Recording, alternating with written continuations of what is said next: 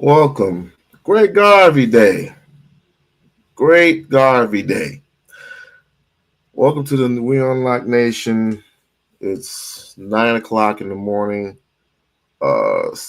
specific time over here, about 12 o'clock Eastern time on the West Coast.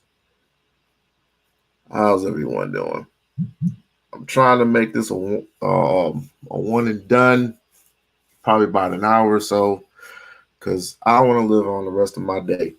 First of all, I'd like to say appreciate you, anti-social gamer. Appreciate you, Princess, for coming through. Um, love your stream. Love the stream. Love how you be cheating and I'm just playing. I'm just playing. Everybody go to social anti-social gamer. Yeah, that's mostly what she does is gaming. Great content over there. As a matter of fact, why don't we just get this out the way? Uh, appreciation Appreciation Day. I do want to give a shout out to Mahogany Roots. I do want to give a shout out to that sweet baby angel Mahogany Roots. My my sweet chocolate brown fudge, um, Brownie Ellis, Brownie Ellie, um, my homegirl, shh, you know who that is. She's Trish, still doing her concert, still doing her thing. Who am I missing? Of course, none of this could be done without the Honorable Lisa, which is hopefully getting treatment. Hopefully getting treatment. I'm going to say it again. Hopefully getting treatment instead of being online. I'm good. I'm good. I'm good. I'm good. And of course, Bridget, wherever you are, love you, sister. Uh, who else am I missing? I'm missing a whole bunch of people. If I have not shouted your name out, um, please and respectfully, um, love you. Hope you're having a great day. A great day. Having that all out the way.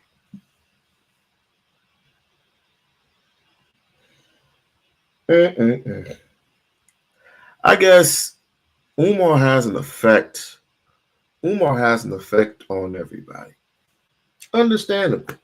I mean, he is, however, the most requested scholar, meaning people request his presence because they want to know what the nigga think about certain issues in America. They don't call an Anton. They don't call a Q Butter. They don't call none of them niggas from New York. They call specifically Umar Johnson, aka Ifatunde, for a reason, for obvious reasons. And there's always going to be some type of jealousy involved. Jealousy, envy, narcissistic tendencies, etc., etc., etc. And of course, there's going to be curiosities, and curiosity always kills the cat. And speaking of cats, I might as well get this one out the way because I have no animosity towards this person. I have no animosity towards Flora. I don't. I don't have her. And I did say I was going to let it slide, but the Umar supporter in me can't do that. But I'm gonna keep it light. I'm gonna keep it clean because, like I said, um, I have no animosity towards baby girl. So, but you got some things fucked up. So, I was going to address it. I was going to address your shit, right? And he had to wake me up early in the morning, had to fix breakfast for the kiddies, send them off to school. I'm on the house by myself. So let's get this shit on the road. Let's get this shit packing, shall we? Now, yesterday, you went on a rant, which, quite frankly, everybody's pretty much, if you ain't doing nothing, you ain't doing nothing but content. What do you do content on? Which she does great content, by the way. Flora does good content. She's found a formula. She stuck with it. And I would say, go to her channel, go to her page. That's what I would definitely say. Go to Flora's page, like, share, and subscribe to Flora's page. That's what I would definitely say. I think she does mostly true crime night. You should go and check it out. So let's just review this thing, shall we? Fair use. Oh, this have spoken to what's going on, including to what's going on right now, including a video where he claims. Don't start, Craig.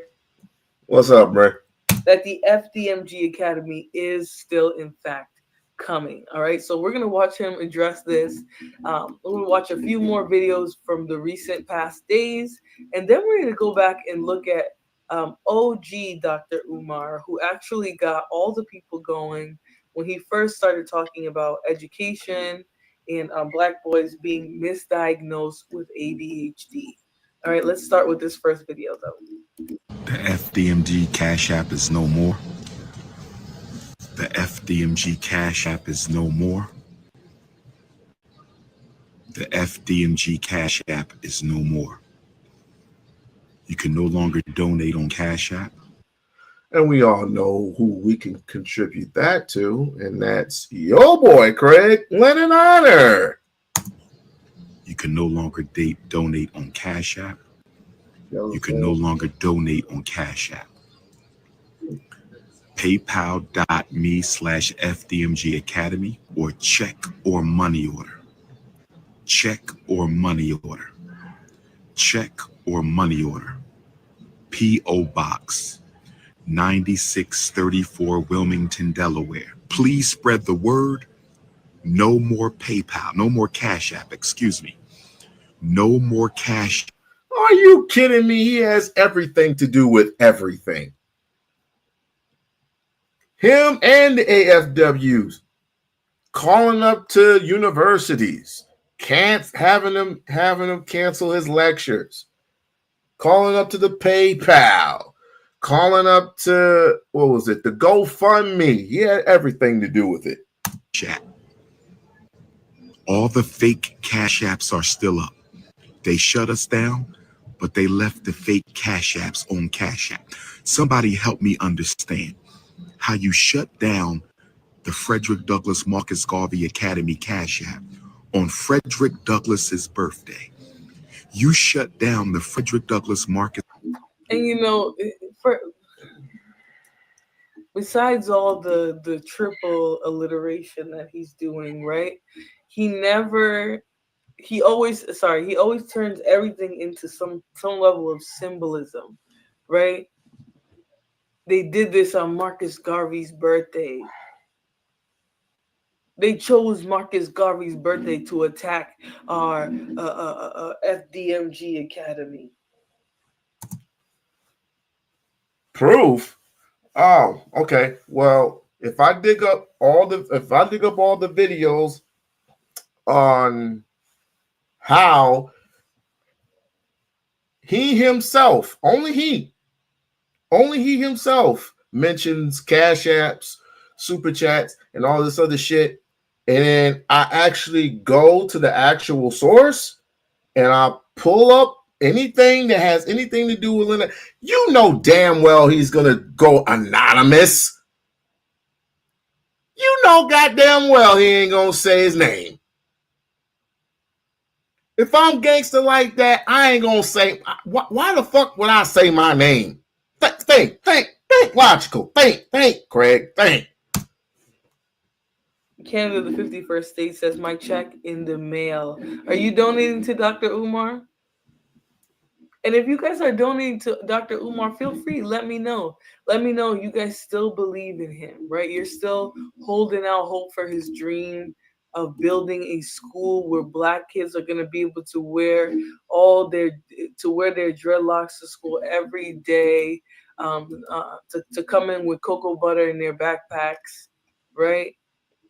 If you guys still believe in the dream that Dr. Umar Johnson is selling, I'm not here to stop that dream, to Cocoa butter in their backpack.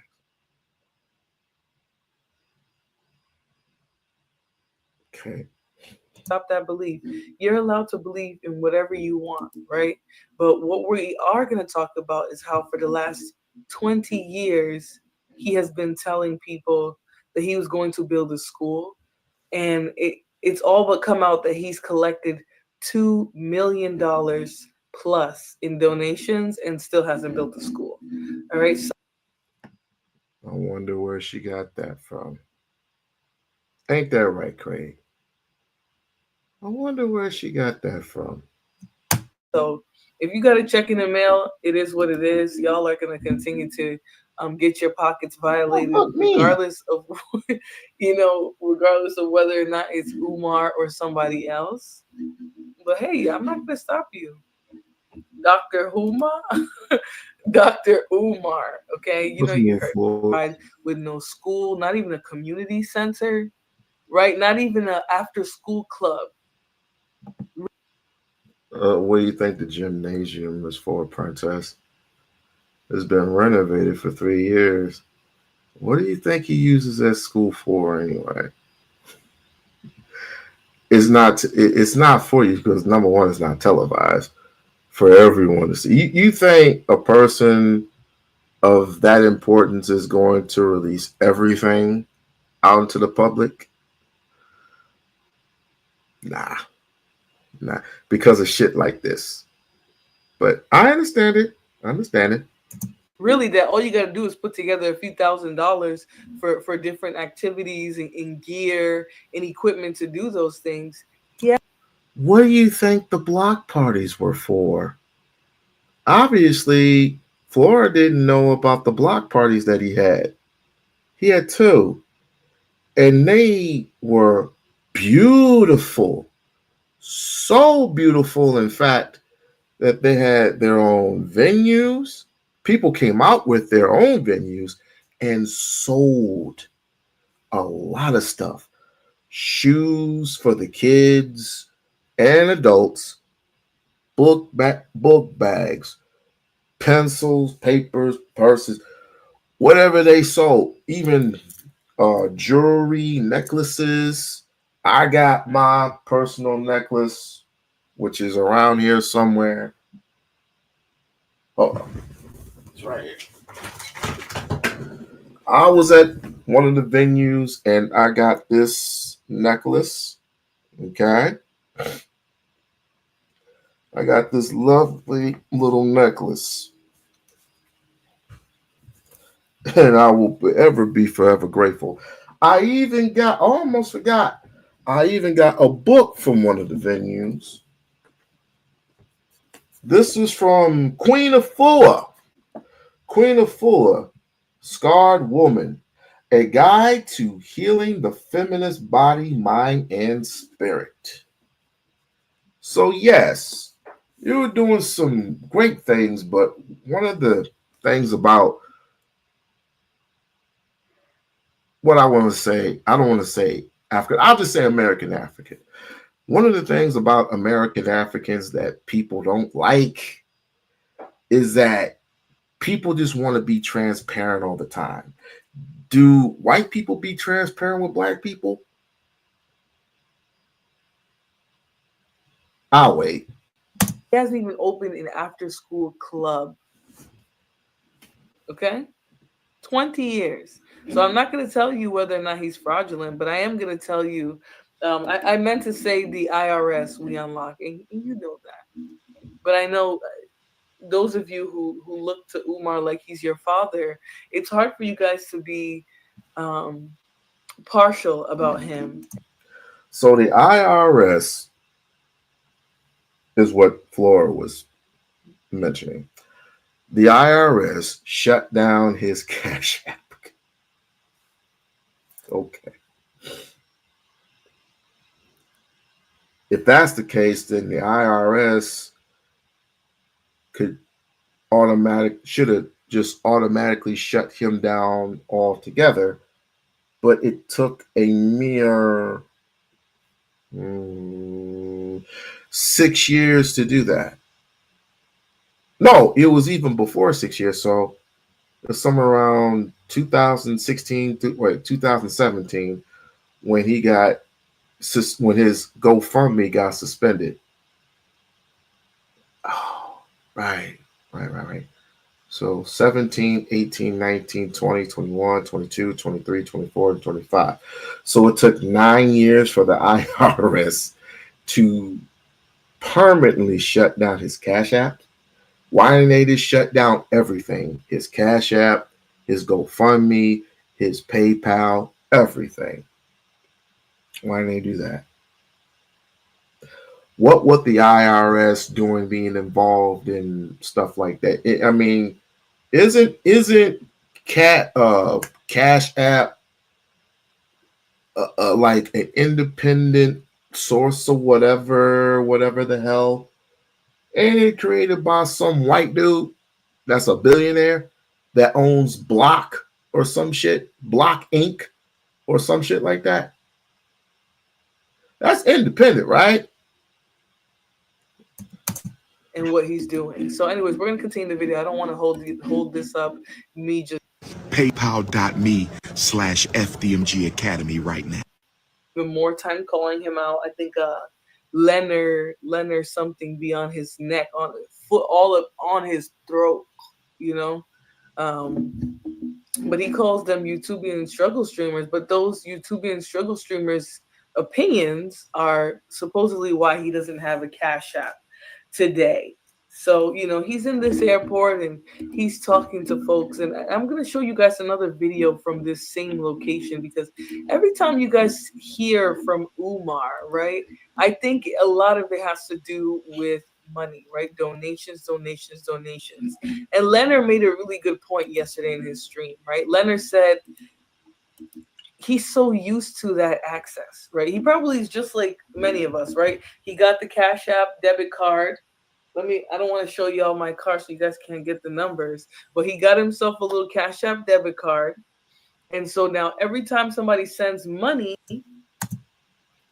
Um, you do realize that's fraudulent, right? You have to have proof that Umar got card to the Cash App, which you can get the card for. I got a card for Cash. All right, so it's a black card. You can go get. It's just like a credit card or a debit card or whatever. I got that, but how do you know if he actually got the card to actually pay for other things other than the school itself? Can you actually prove that? Can anyone prove that without a shadow of a doubt?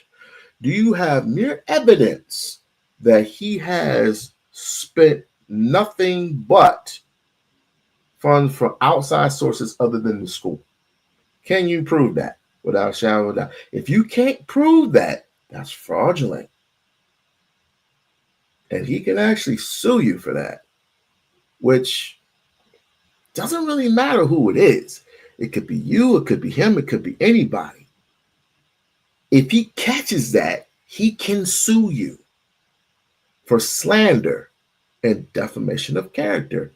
Just fair warning. he's able to just go right to the store, right to the strip club, right to the whatever, attach it to his Uber.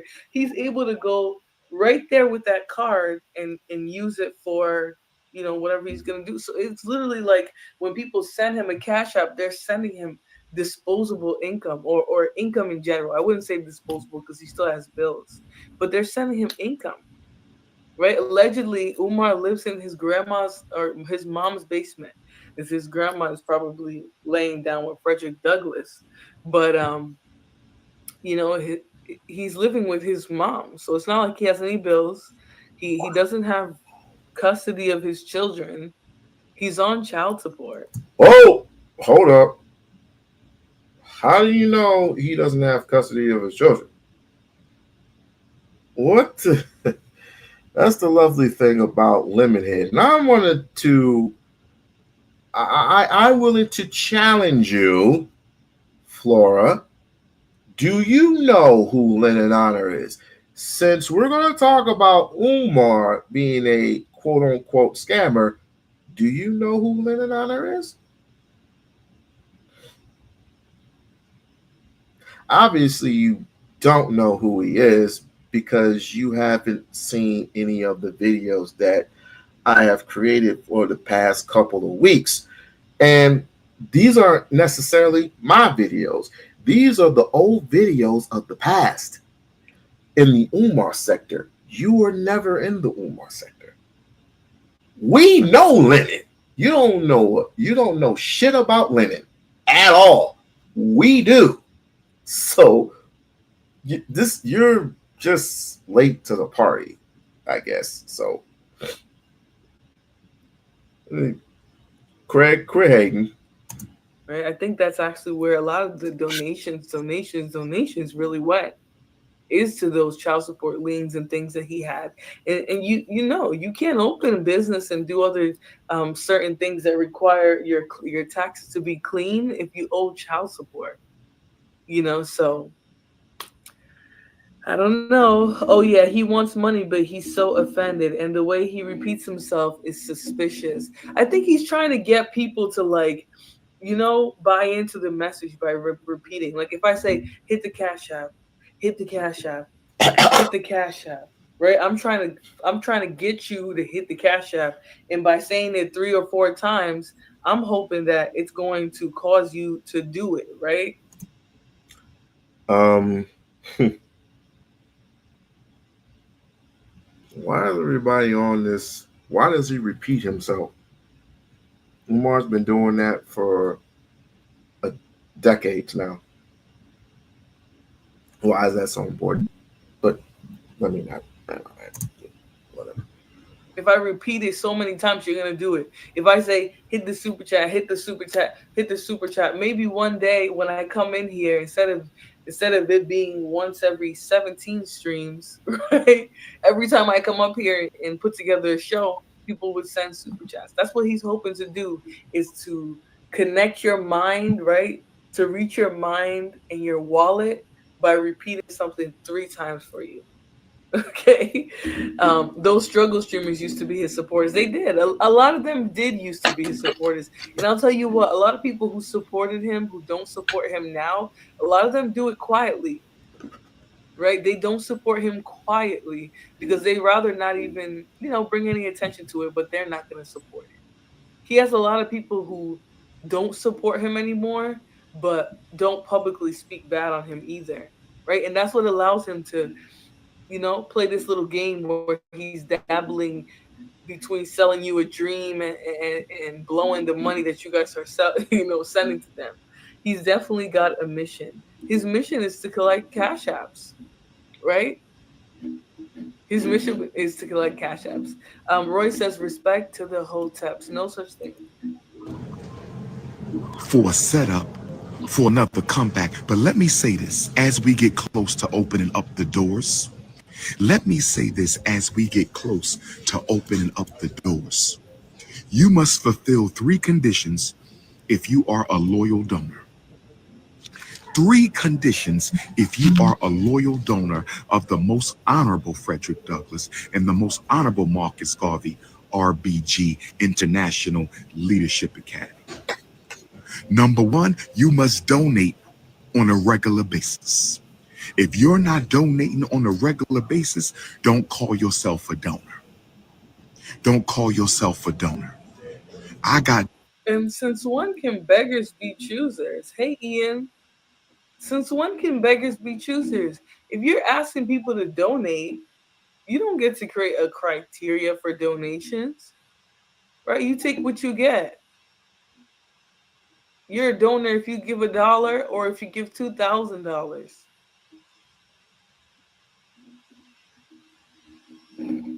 Roy says Dr. Umar speaks on a lot of issues that need to be spoken on, but I never considered sending him any money. Well, Dr. Umar says that the school is not open because of people like you, right? You're not regularly donating. You're not sending him your paycheck. You're not paying a tithe to Umar, right? So you're the problem. You're part of the reason why the FDMG Academy is never going to open. Right? And listen, power to tongue. I'm not trying to put nothing on him. If he got the wherewithal and he's gonna put a plan together to open this school, then God be with him. But 9 times out of 10, from what I'm seeing, it don't look like that's what he's doing. Looks like he's buying prostitutes. He's paying Sukihana's rent.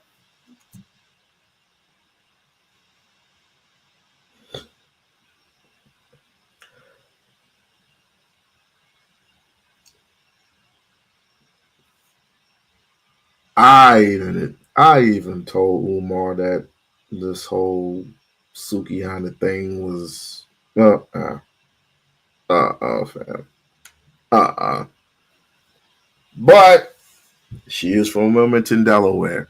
And if she can well, if she can help the brother out, then all power to her, but I don't see it. I don't see it at all. And of course, Umar's going to be blamed for everything. Umar's going to be blamed for all the women that he's taking pictures with. He's going to be blamed for a series of things. So, and I mean, he puts himself out there. He puts himself out there. Every lecture that he has done, he has taken pictures with numerous people. He's taking pictures with me. He's taking pictures with women. He's taking pictures with the brothers. He's taking pictures with everybody. And so they just focus on the women and how he says Peter. I don't even eat pie. Let's just start with the cookies. He just says cookies because he doesn't want to say pussy. And just because he doesn't want to say pussy, they get on him about saying cookies. What the? I can't do this morning. I'm fasting. I'm fasting. I'm fasting. He doesn't want to do shit with Sukihana. Stop. Stop it. Stop.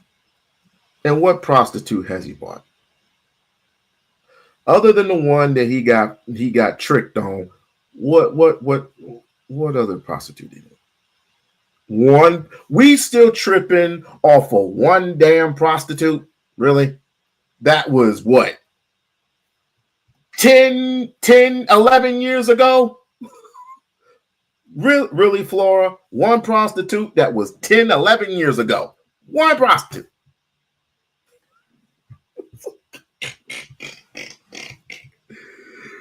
And we got the nerve to say we can't let go. We can't let go of the past because of this reason why. And the reason why we haven't gone anywhere and the reason why we're stuck in this position is because we can't learn to live how to let go of the past. And we always bring shit with us. Ain't no forgiveness, ain't no nothing. Nothing. Oh, damn shame. Damn shame. Let's continue. That's what it looks like. While he's telling us that you're not a real donor if you don't donate regularly and consistently. I mean, donors who've been rocking with me since 2015. I got donors who've been rocking with me since 20. I know where you stand. EMG Academy is my. So you know what? I just assumed it was never gonna happen. You know, I never thought that Umar was still taking donations for this school, right? It didn't dawn on me until like around Panorama time, and he was still going and going and running his mouth, that he was still accepting, like, full throttle accepting donations for this school that has not come to fruition. It was supposed to open two summers ago. Never happened. Right, last year it was supposed to open in the fall. It never happened. This year supposedly going to open in the fall. He doesn't even, like someone mentioned, he doesn't even have accreditation. He doesn't have any type of certifications for the school to be open. He doesn't have teachers. He doesn't have staff, faculty. He doesn't have students enrolled. He doesn't even have an enrollment list. It's literally just taking people's money. So Cosmic Curiosity said it's the psychological tactics for me. Yeah, I think that's what the repetition is, right? He's Why the hell would you want to open the school when schools are ready and have it's pretty much in the middle of what the school year? So you have March, April, May, June. So March, April, May, and June, and this is the impatience of black folks. And I'm gonna tell Flora what I tell everybody else. There's a difference, a distinct difference between getting your money from a bank, which he has not done, and collecting funds from black people. See the scale? And if he does that, let's just say he does that. Let's just say Umar decides to get a loan out from the bank, right? Let's just say, banks ain't gonna give banks ain't gonna give a black man that much money to build a school. You know that. You know this. The people are so proud. People are acting so proud about things that people want Burger King. What's the word I'm looking for? Um, Transparency. You want Burger King transparency. You want things to happen right away. You want a white picket. You want a white house with a white picket fence with a dog and barbecue pits and yada yada yada yada yada. You want everything, but yet he doesn't do that. He doesn't go to Wells Fargo. He doesn't go to any upper type of banks. And I see we got a portrayer in the building. What the fuck are you doing here, my guy? Anti-Umar. Well, let me not do this morning. I'm fasting. I'm fasting. I am fasting. So anyway, he doesn't go to Wells Fargo. He doesn't go to Bank of America. He doesn't go to Chase. He doesn't go to any of these white-owned banks and gets a loan out to fund his school. And if you were to do that, he's going to have to pay all that back within a year, right? But he doesn't want to do that. He wants to prove that we can own and control our businesses like Dr. Claude Anderson preferred us to do with our money. That makes a little bit more sense. trying to get you to, be in a trance while he tells you a story, right? And he'll just keep repeating it over and over and over. That's all he's really done. Right, he's mentioned the Cash App 100 something times. He's talked about donations and who's really a real supporter, and how frequently you had to have sent him a donation in order to be considered a real supporter. I mean, this guy's a hypocrite. You're literally begging while simultaneously insulting people for not being your little panhandlers for you. That's the sad part. He can't sustain the school on donations. He's delusional, right? Because how's it gonna work out? Are all the kids that go there gonna go for free? Right? How are you gonna fund this school multiple years in a row without any federal funds? Right? Because in order for you to get federal funding, you have to meet certain criteria that it doesn't look like he's gonna meet. Oh, we're gonna look at that building. Trust me, we're gonna look at that building. You know what? I might even do that one. Oh yeah, we're gonna do that one next. That one is called FDMG is coming. All right, because I told you guys he was gonna do some damage control. That's why I'm glad I didn't do the stream right away when I saw all this on there. But again, how do we know? Are we? I'm not in Umar's bedroom. I'm not in Umar's house. I haven't spoken to his father in years. So how would we know? Y'all crazy, man. Y'all crazy and obsessed, just obsessed with the man. Like I learned to not do too much commentating with certain people because I listen to them and I've been listening to them for quite a long period of time, and I just came to the conclusion that they're just not for me. And so when Umar is not for you, and by the way, if he just to let you know, since you're in here, if he opens up the school, y'all owe me an apology. I want people on. I want people on here to come back to this same channel. Come back to the same We-On-Loc channel and kiss the ring. Can we bet that? Can we bet that? If he opens up the school this year, oh hell, even maybe next year, because I mean, they're potentially quote unquote saying that his PayPal might be closed down.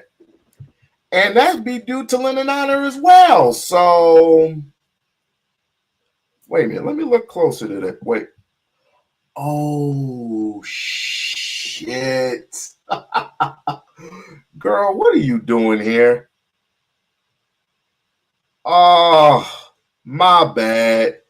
My fault. Oh shit. I'm thinking it was Game Changer. My bad. Blessings, Oshun. Blessings, Oshun. Don't know what you're doing, but blessings, sister. Blessings to you. Blessings. God, almost got me in trouble with some shit. God damn. Because I really knew he was going to get on here and do some damage control. That's exactly what he did. He walks through that little dusty, raggedy, tileless ceiling building. Hold on. Time out. Whenever in your this has to be said.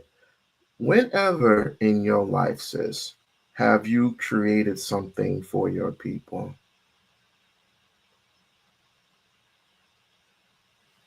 I'm going to be gentle with this. When have you ever in your life had a dream of creating something, knowing how difficult it was going to become? Even to this very day, you know how difficult it was going to become. I'll just say this, you have your imagination of things and you tried to put them in fruition. I have mine. He has his. She might have hers. You cannot just be this damn judgmental. You can't. All of because of one person? One person? You heard one person say all these things, and he himself has done the exact same identical thing. I'm not going to even do it. Nope, I'm not going to even do it. I'm going to let you earn this one. Flora.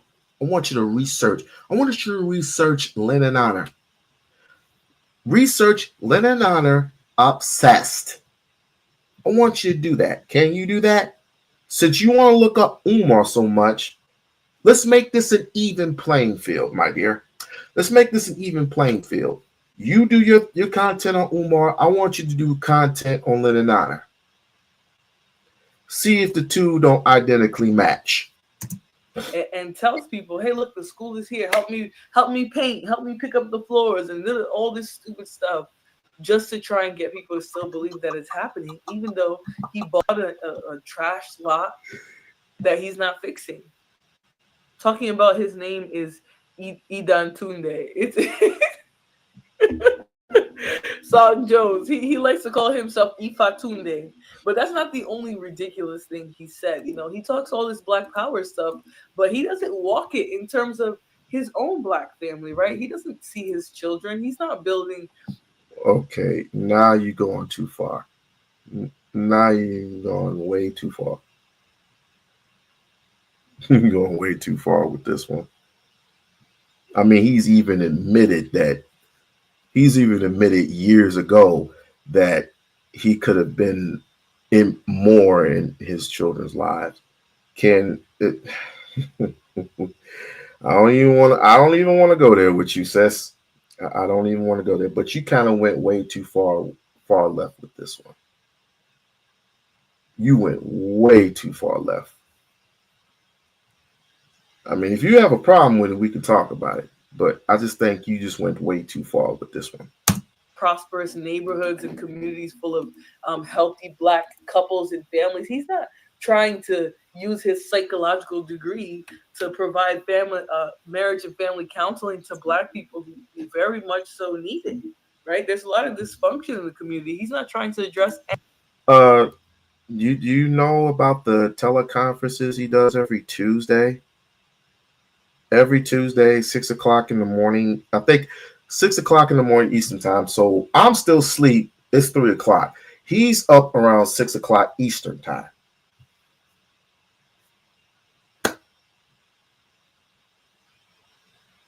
He's talked with black. He's cultured black boys before, in the past and in the present. He was just in New Orleans not too long ago, sis, lecturing children. What are we doing? What are we doing? What are we doing? Am I the only one that's going to have to start? Woo. I'm fasting. I'm fasting. I'm fasting. I am fasting. And don't and Oshun, please don't.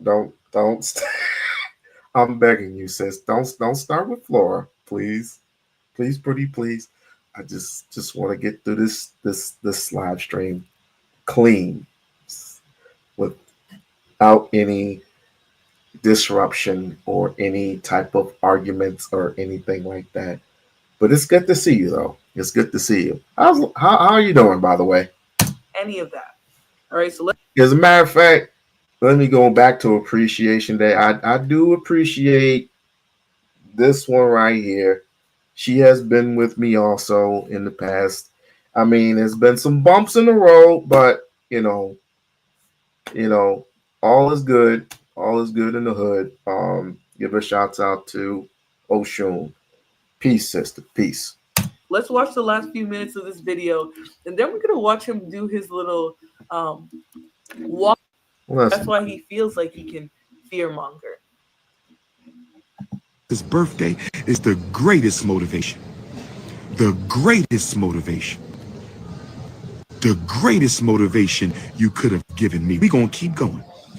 Last 6+ years, because he talks about 6 years, but he's really been talking about building the school for 20. All right, let's continue. FDMG Academy. You're too late about it. Thursday. He didn't want us to shut him down on a black holiday, I guess, which is Frederick Douglass's birthday. Against them and their children by themselves. Right? There's not a huge amount of black men that are going into education, even though we need it. Right? There's not a huge amount of black men who are even advocating for black boys. Because, mind you, he talks about children, but he mostly talks about black boys, right? And how they get these, they're targeted for certain types of diagnoses, right, and behavioral plans and IEPs and things like that. Right? He brought hope to a lot of parents when he brought this issue up. Because they finally felt like, wow, Dr. Umar cares about what our children go through in the schools. Women have largely been dealing with this on their own. So when he jumps into this conversation that we're already knee deep in, right? We know that Negroes wanted attention. Name one program Umar has started in that neighborhood where those abandoned built. Oh, you sound just like a Lennon honor been have program, and like I'm going to actually tell you, dude. Like I'm actually going to tell you. Hell, he doesn't even tell me. So how am I going to tell you? Can you name one program that you started for black boys? I'll wait. I already mentioned the teleconference. He started the block party. Ooh, a toy drive. What are toys going to get these kids education? A student program. Good.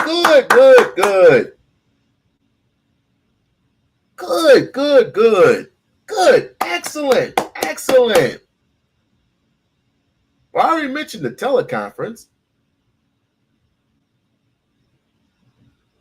Name one thing he has done for those people in Wilmington, Delaware. I don't know. Why don't you call him up? Ask him. He gives his number out every single time. I think it's 989-2158 or some shit. Yeah, you sound like a Lennon. You sound like a Umar hater. You've been an Umar hater. It's to be expected. It's to be expected. Let me see. Teleconferences. He has sent boys and girls and young black kids around teenage years, between 13 and 17, taking them to trips, taking them around the world, took them to Africa, took them to Niagara Falls. Let's see. Has actually been to every single university that you can think of other than Morehouse and Spelman. Shall I go any further? Give me my motherfucking $100. Since you want to talk shit, B-Rob. B-Rob owes me $100. B-Rob owes me $100 because I just mentioned about 5 or 6 things that Umar has done for black kids. Oh, and I'll mention a 7th. He's even lectured black kids. Does that not even count?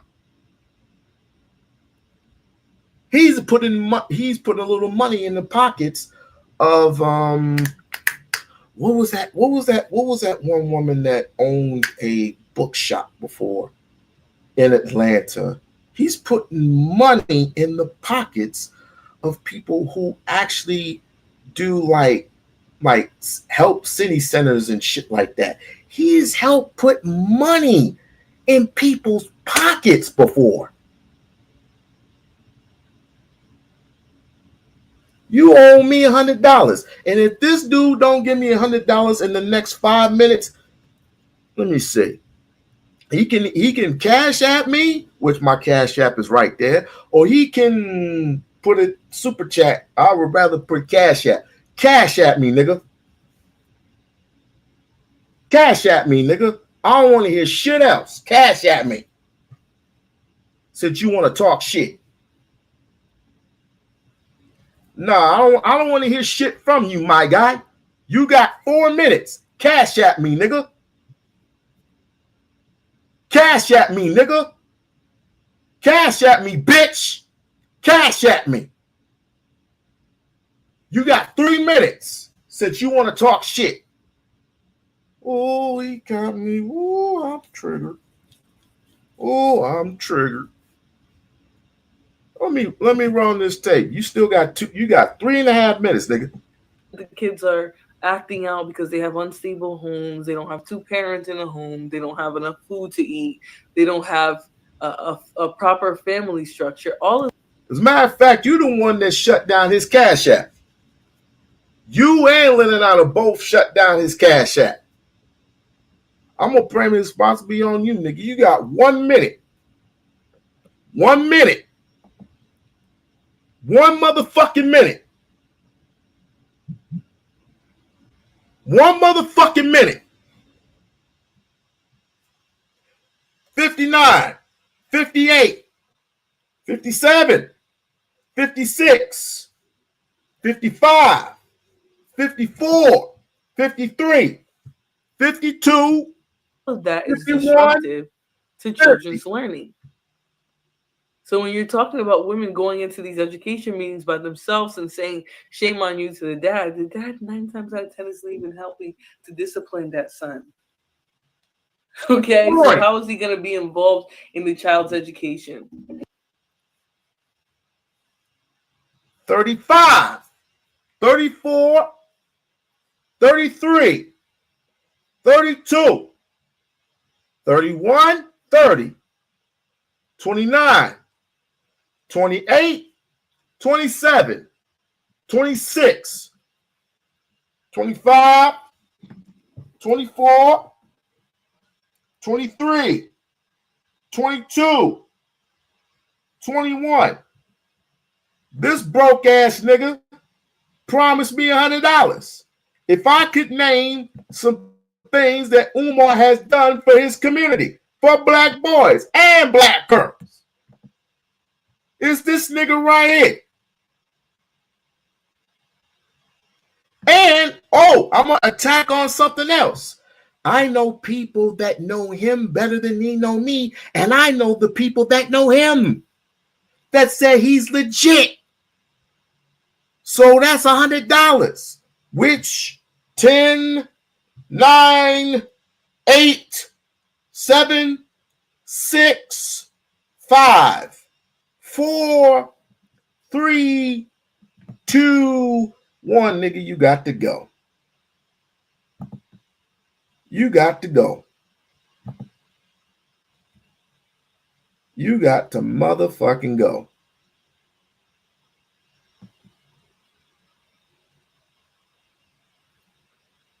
Let me see.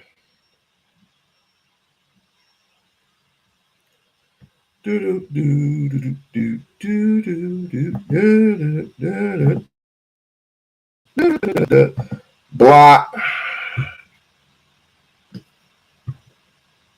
Okay. Anybody else wants to prove me wrong? Good. Let's continue.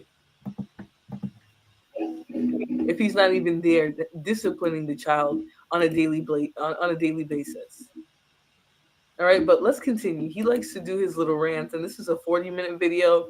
I only have about half hour or so left, but we're going to get into this one. Fighting for our children. Fighting for our children, and we don't go with them. Black men, I'm tired of it. Black men, I'm tired of it. I am tired of black men feeling like it is not your job. I am tired of black men feeling like it is not your job to go into the school and fight for our black boys. It is not your job to go into the school and fight for our black girls. Black women, if he's not going to come with you to fight for his children against the miseducation machine of America, why are you with him? Black women, you got to take some of the responsibility. My beautiful African queens, you got to take some of the responsibility. Why are you giving your peach cobbler away to a man who don't deserve it? Why are you giving your soft cookies away to a man who don't deserve it? Why are you giving away your honeycomb hideout? Now here we go again, making references to black women's genitalia in the form of food, right? This is the degradation, the dehumanizing that we get. Girl, I have no idea what you're talking about. He only says that because he doesn't say the word pussy. And is he wrong? I would challenge you to come to one of his rallies. Ask him, and when at the end of the day, at the end, or excuse me, at the end of the lecture, when they go to ask questions, why don't you go ask them a question? Have you ever done that? Nah, you wouldn't do that because that's you're too proud for that. You too proud. I asked him questions plenty of times, and I mean, nothing that he has illustrated or answered for me or for anybody else I can't find nothing wrong. Other than the whole Suki Honda thing, which that should have been tossed out the window a long time ago because number one, she's not a Pan African. To me, um, that was just a bad idea. Excuse me. That's a bad idea in itself. I would say it. I would definitely say it. That was a bad idea. Um, I mean, give your speeches, your kisses and your hugs. Move on from that. You know what I'm saying? And I'm sure he has. I'm sure he has moved on from Suki Hana. Thank goodness. I ain't got nothing against Sister Girl, but when you say you're you're done with the life that you've been dealt, you're done with the life that you the contracts that you supposedly had squashed, and you go to hustler and sign a 7-figure deal to show your kitty cat. You got to pick a struggle there. You got to pick a struggle. Either you're going to be Pan African or you're going to be hustler. Which one is it? We can't do both. We get even from the men in the community, right? This is supposed to be a very important issue, right? Women are supporting children on their own largely. The dads aren't present. They're not doing what they need to do. They're not disciplining their sons. But he's talking about biscuits and honeycombs and brown sugar pie. Oh, okay. This is starting to get you're starting to get a little nitpickish.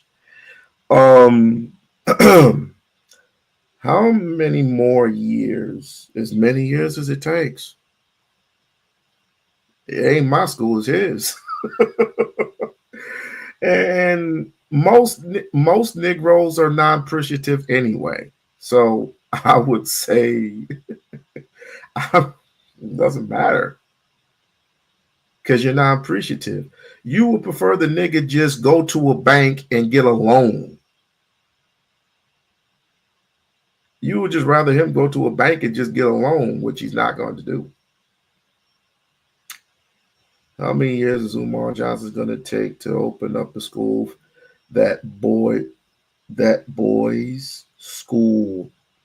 And what did he do with the millions of dollars? First of all, how do we know it's millions? See, this is the thing that Lennon Honor keeps feeding you, and even he doesn't know, but he thinks he knows due to the obsession and due to the list of things that he hasn't even accounted for. $1 million. So we don't do deductions. We don't subtract shit. So we don't do any of that stuff. Okay. Okay. All right. I guess he just got $1 million and just stuck with it. Um think. We need to think. Think, people. We need to think. If he had 2 point, what did he say? 2 point plus $1 million. Why is he still here in the United States when he just got his dual citizenship in Ghana? Why is he still here? People say he wasn't going to come back, and he's here in the United States of America. He just came back from Florida, and he's back in Philly. Why is he still here? Doesn't make any sense. What's the nigga name with who's in the military, or supposedly in the military, that had all the money? What was the brother's name? Craig. What was the brother's name that had all the weapons and stuff? It was collecting all the money that Michi X was promoting at one point. Grandmaster J. Grandmaster J. Now, Grandmaster J is one of the phoniest people I've ever seen. He is one of the most phoniest people I've ever seen. Number one, you gonna let the police take away your weapons? Malcolm would never do that. Malcolm would never do it. Khalil Muhammad would never do it. None of the Black Panthers in the Black Panther Party would never give up their guns. Ever. This nigga literally gave up his guns to the police. That's a no-no. And he walked away with all the money that was given to him. It was like $12 million or something like that. Why would Umar travel all around the world, help our children, give South Africa something to look forward to after all the shit that they're going through right now? Why would he literally get his dual citizenship? Why would he literally come back here to the United States and keep continuously doing what he's doing right now? If he's collecting all this money while in a school that he has purchased for $450 some $1,000, please tell me why. Can anybody tell me why? Can anybody tell me why? It makes no sense. It makes no sense that he has to that he's a grifter and all this other shit. This is some African American bullshit. Oh, what the fuck? Let's keep it real. Dr. Johnson is pandering to mostly black women. Pandering to mostly, let me say this. Most men have given up on their black women. Oh, shit. Most black men have given up on their black women. So I wouldn't be surprised, Kevin Samuels. I wouldn't be surprised, Anton Daniels. I wouldn't be surprised at none of that. I wouldn't be surprised. I wouldn't be shocked. I wouldn't be shocked that women would pander to a person like Umar. I wouldn't be shocked with that. Pan-Africanism is dead on arrival? Why would you say that?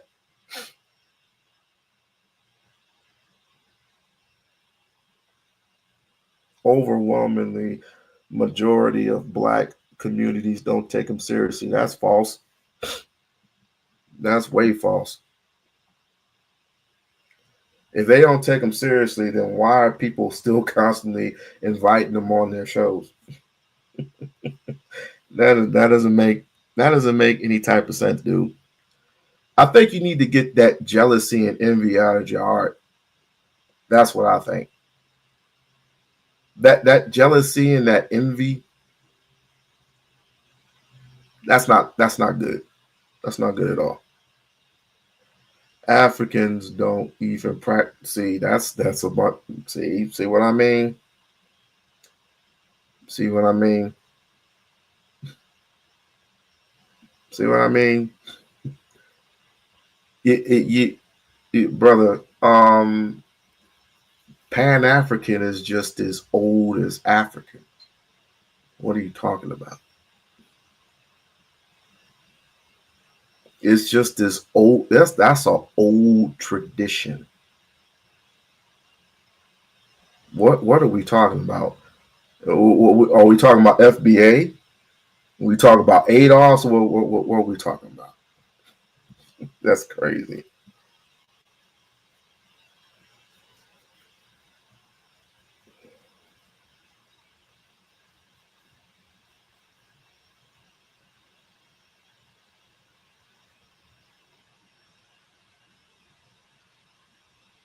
$19.80. Nah, I know you're trolling. We're gonna continue because you're trolling. Guys. As a matter of fact, we could cut all this bullshit out because she's just. I'm gonna leave her alone because she's just nitpicking at this moment, and I'm gonna give you something. I'm gonna give y'all something to bitch about. I'm gonna definitely give you something to bitch about. You ready? You ready? You ready, bruh? You ready? Here we go. Are you? Listen to yourself. Yeah. What did you say? He's talking about African American and black. People are not. You're not black. You're African American.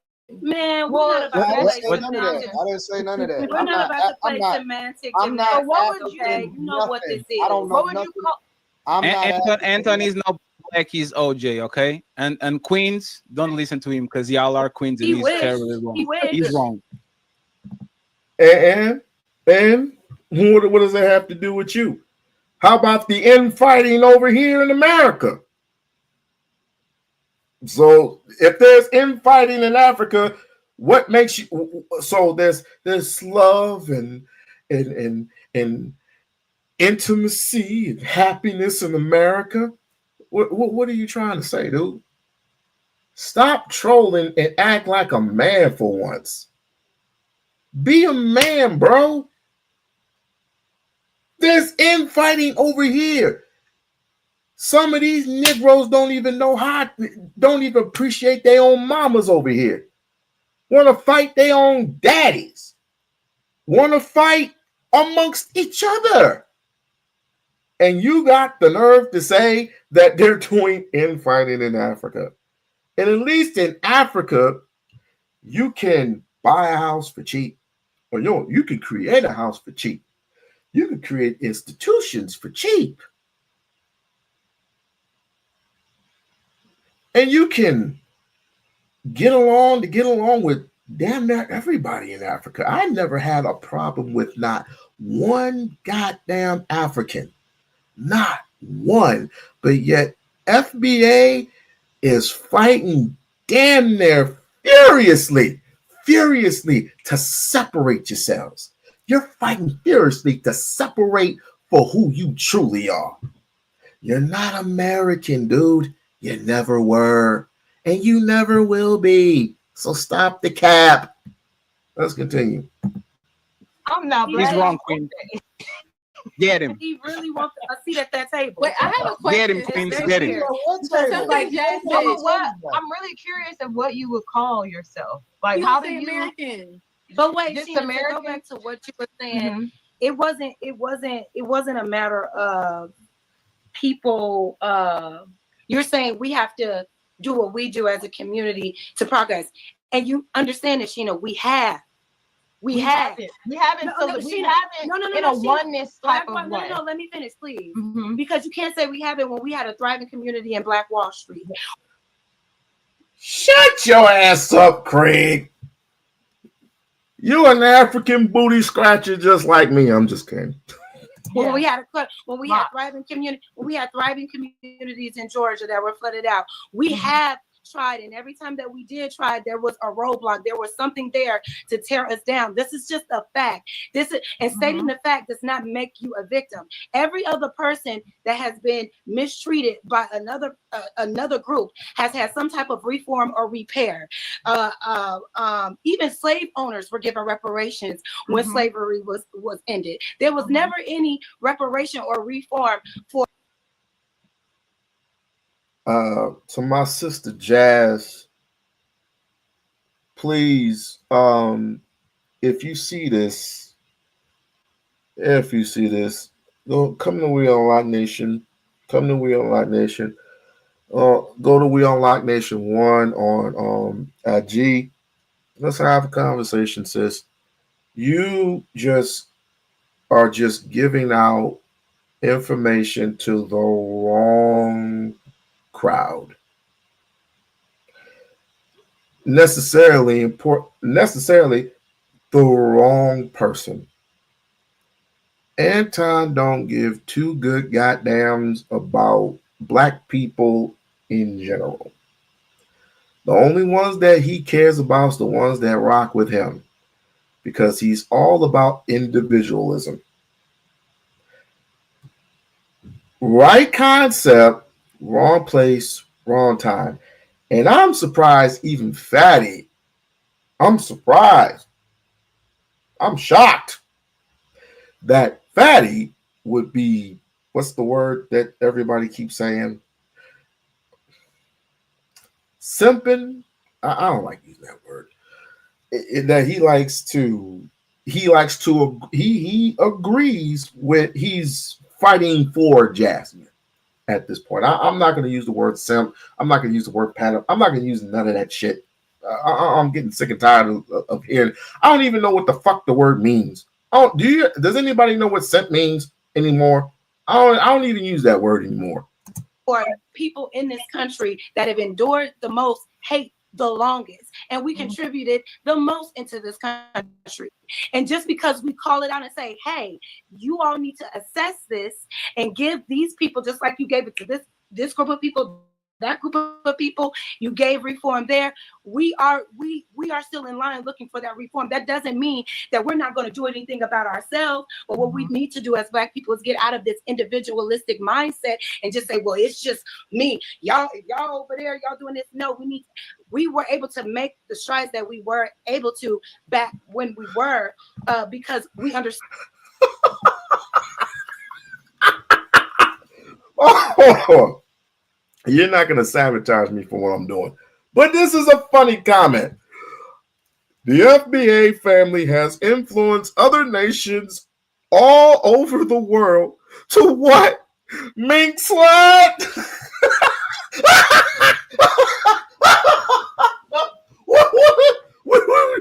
We mink slut? Is that the influence? We mink slut?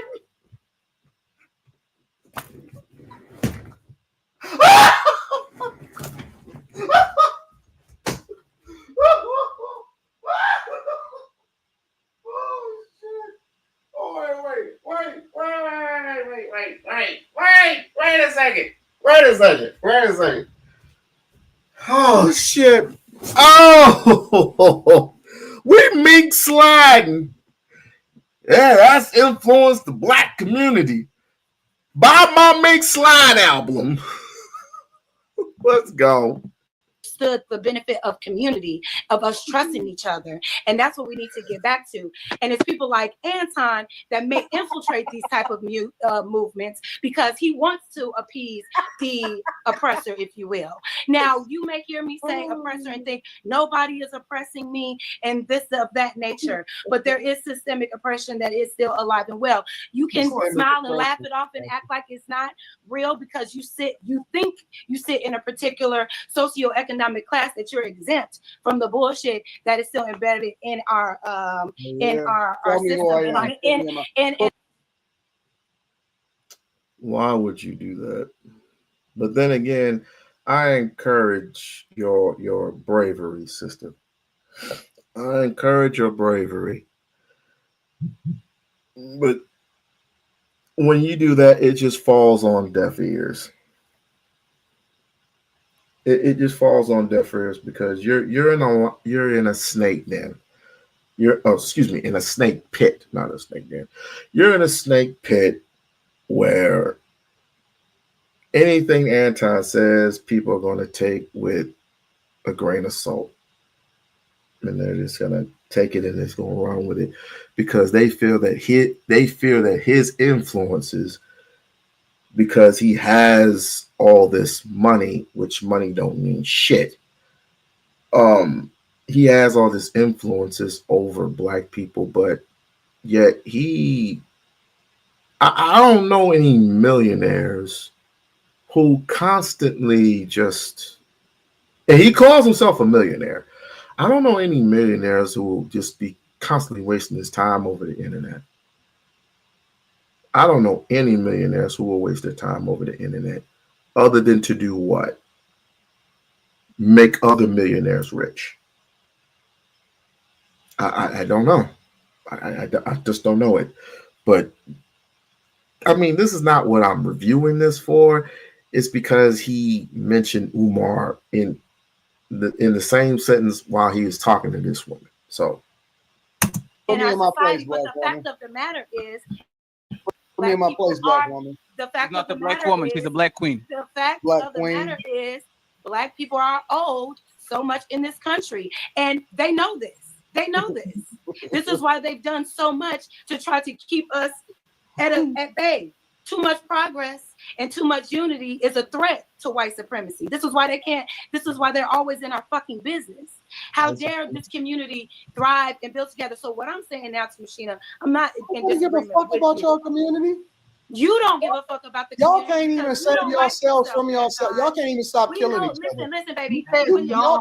You can't When even the listen. community, You Anton, when the can't get your community, own community. Listen, Ain't nobody Anton, scared of y'all. here's the thing, Anton, you ain't got to worry about it, baby. What? Because when the community, Here's the thing, but here's the thing, Anton, let's when the assume that the community, Wizard of Oz is gone. you say that, but if niggas, if excuse me, my bad, if brothers really wanted to, especially when you've been fucking with the Hebrew Israelites a lot. This is what he does. He fucks with the Hebrew Israelites a lot. A hell of a lot. You know what I'm saying? So I would not be surprised that one day he slips up, right? And the Hebrew Israelites, along with some other brothers, come up and wanted to ask him some questions. Now he says he doesn't have any fear, but what one? I mean, I don't know. He might have some protection. I don't know. I mean, he says he got money like that. I don't see him, but he just walks by himself most of the time, filming himself. But I'm just saying. I mean, 1 against 9. I mean, they do more than just preach the Bible now. But they just, I mean, they don't preach violence. They're not a violent first type people. Neither are the Muslims. But tempt them long enough. Yeah. We'll leave that alone. It's behind the scenes. let me He's let saying, me just say man, this. we need to figure out who's the most threatening group inside of the United States of America. What makes you think that they're gonna go to Martin Luther King Boulevard and say, yeah, that's them? Anton, like I said, Because they already did. When the Black Panthers got armed, they literally changed the laws to stop them. All people who wanted guns, as soon as the Black Panthers got guns, let's change the laws. Everybody was doing drugs. As soon as black people stop doing drugs, let's change. Like they do that all the time, every time, because respectfully, they see us as the apex predator. That's why they have to pass laws to actually kind of control it. So. Oh shit. Oh shit.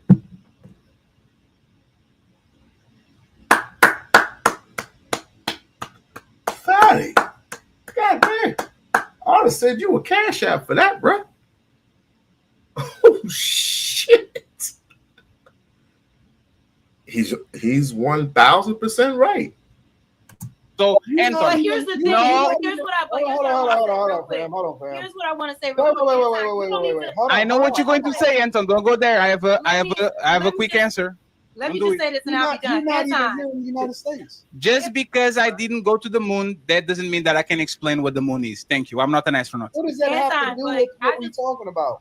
I just They want don't No, see what you I'm- as a threat no, no. because you're not even here. No. What you said to Jess was, why are you guys so scared? History actually shows that they are scared. Who got Martin No, I Luther King didn't- out of here? I- Who got Who got Malcolm X no, out no, of here? who got Malcolm X out of here? Who literally put people in chains because Oh, and I almost forgot. And this is the same Anton that said "fuck Malcolm X," right? And I played that clip plenty of times. You can look it up. This is the same cat that said "fuck Malcolm X," but you let cats like him slide every day. So let's continue. they could go to like respectfully, they are afraid of you. That's why they've been doing what they've been doing. So why are you lying? This is why Anton, it's here's the thing, difficult to have Anton. these conversations because you listen to respond. I didn't say who was scared. I said Yes, nobody is scared. It wasn't a question. It was a statement. Brother, none of the civil rights movement, none of the civil rights movement leaders claim FBA. Stop. Enough with this FBA bullshit. Enough of this faculty. Enough of this cult faculty. I respect Yvette Cornell more than I respect you goons. Okay? I do. You just proved yourself to be one of the most vicious, one of the most horrible. Y'all like Bloods and Crips all over again. Except this time you want to be the blood faculty of what and you want FBA or you want the the Pan Africans. Well, we will never be none of what you want us to be. Never. I'm telling you, you don't want this type of smoke. You do not want this type of smoke. And I'm saying that to say you don't want it to where it escalates to the point of real separation. We're going to be extinct all because of you. You dumb fuck. Matter of fact, get the fuck out of my motherfucking chat room, bitch. You the one separating us black people from merely coming together as one. Get the fuck out of here. Anybody who clearly wants to separate the movement, clearly wants to set black people for being with other black people who traditionally speaks different languages, can get the fuck out of here. Who said fuck Malcolm X?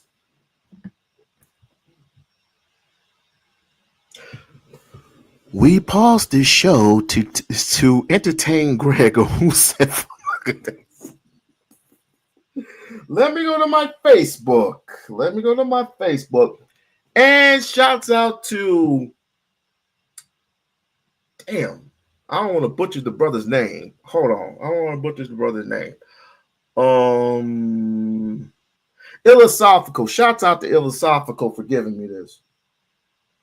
Shouts out to Philosophical for giving me this. Shouts out to that brother.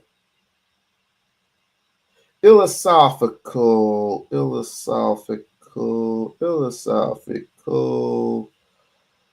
Let's see. I haven't been on here in years. My God, I haven't been on here in years.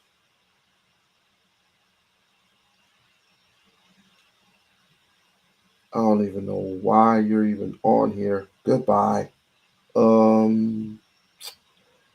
me see. Philosophical. I don't even know why Philosophical is not on here anymore. Oh, my bad. Here he is. Here. Oh. All right. Let me go back.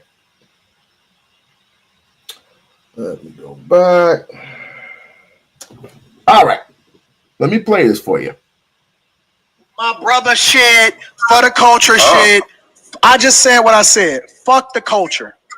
Well, in the words of Malcolm X, who told you to hate yourself? I mean, who told you to hate yourself? Black people killed Malcolm X. Fuck Malcolm X. And black people killed Malcolm X. Wow, really? Fuck Malcolm X. Fuck Malcolm X. Fuck all of these people that came before us. Would you want me to play that again? I'll play it again. I don't want to hear that. Really? My brother shit, for the culture shit. I just said what I said. Fuck the culture. Well, in the words of Malcolm X, who told you to hate yourself? I mean, who told you to hate yourself? Black people killed Malcolm X. Fuck Malcolm X. And black people killed Malcolm X. Wow, really? Fuck Malcolm X. Fuck all Malcolm of them. Fuck all of these people that came before us. Should I do it again for the third time? I don't want to hear that. Really? My brother shit, for the culture shit. I just said what I said. Fuck the culture. Well, in the words of Malcolm X, who told you to hate yourself? I mean, who told you to hate yourself? Black people killed Malcolm X. Fuck Malcolm X. And black people killed Malcolm X. Wow, really? Fuck Malcolm X. Fuck all Malcolm of them. Fuck all of these people that came before us. Any questions?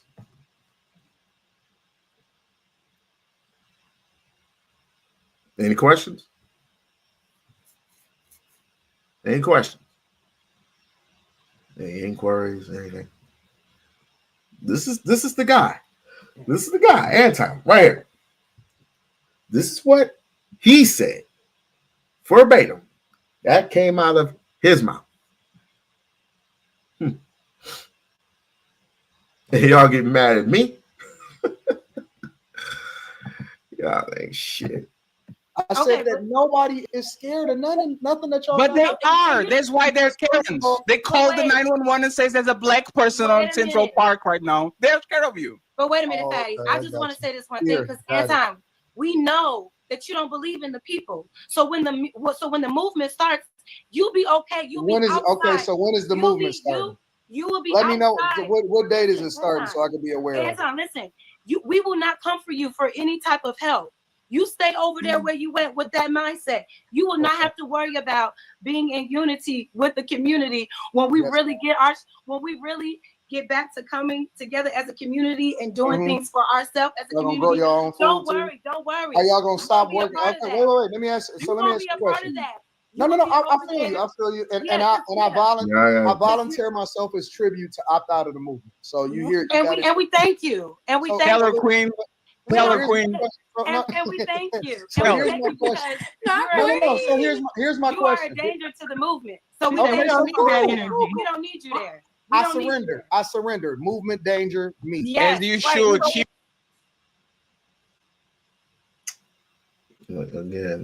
Again, it falls on deaf ears. But I do encourage the sister to keep continuously just keep continuing with the bravery. Going on a manosphere platform and just more like red pill, not manosphere, but just speaking truth to power, because let's just face it, none of them care. None of them care. None of them give a shit. I'm even shocked even Fatty even spoke the truth, which the only thing I can do is congratulate him because he's 1,000% correct. He's 1,000% correct. I have to give him a cash app on that one. I do. I just do. You won, Jess. He surrendered. You won, Jess. Her name is Queen. You're right. We don't need you. The Queen's won.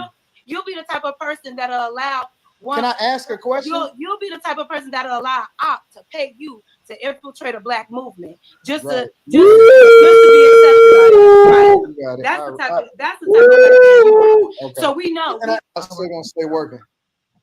We will definitely do what in creating jobs for our. We can remove ourselves from these major. Agree with you. When the movement starts, get our affairs in order. Oh, baby, we don't need nothing from you. You can nothing at all. Stay over there with it. Number one, I don't have any children out of wedlock. I don't smoke weed. You such a lame. The way you talk about black people, like the way you talk about black people, make you so corny, Anton. I swear to God. Hey, Jess. Jess. You know what's funny? You know what's funny, Jess? Find some better material. Like I- all you do is bring down the people that. I do admit he does say the same shit over and over. I don't have any children. I don't wedlock. What is that supposed to mean?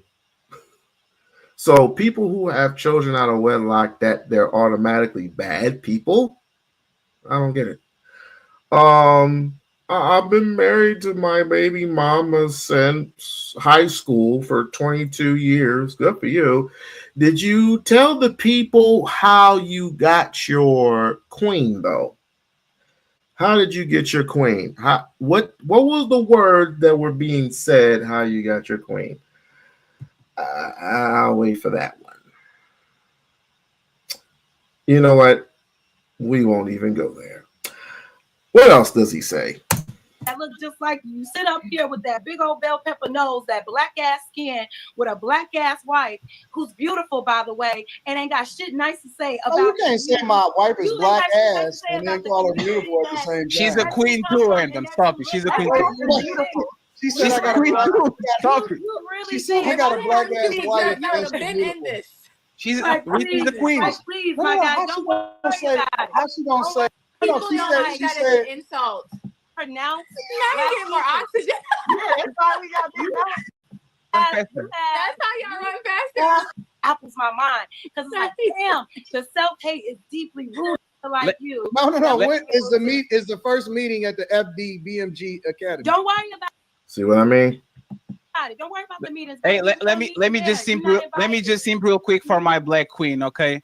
Anton can be talking about black people smoking weed, and then he's interviewing a guy, Lamar Odom, that is a crackhead. You can be doing that, Anton. You chose the crackhead over the weed. He did more than that. He interviewed the booty butt guy. He interviewed the butt plugger guy from prison. Well, he's been out of prison, but you remember the guy that's I likes you, I want you, and we can do this the easy way and the hard way. That guy. He interviewed that guy, and he had a smile on his face the entire interview. This motherfucker, he interviewed the butt plugger man, and this nigga had the nerve to say with a straight face, you got a nice body, right? And that time smiling. He's smiling. He's like, I don't know, do I? I don't think I do. I get, if I was in prison, I'd be getting that. You'd be the first person I get with. He's like, oh, stop it. Oh, that's all Anton. You know what the thing is? Again, it's so funny to me. And this ain't even a joke right here. I find it hilarious because I was talking to somebody earlier today, and they were saying it's so funny that black people are like this because they always want diversity, equity, and inclusion unless it's somebody that disagrees with them. Okay. Like for example, if you say that you're a Republican, right, a black Republican, black people want representation until it's something that they don't necessarily care for. So they pick and choose based off of how they feel emotionally, but most of the things that they say is actually hypocritical.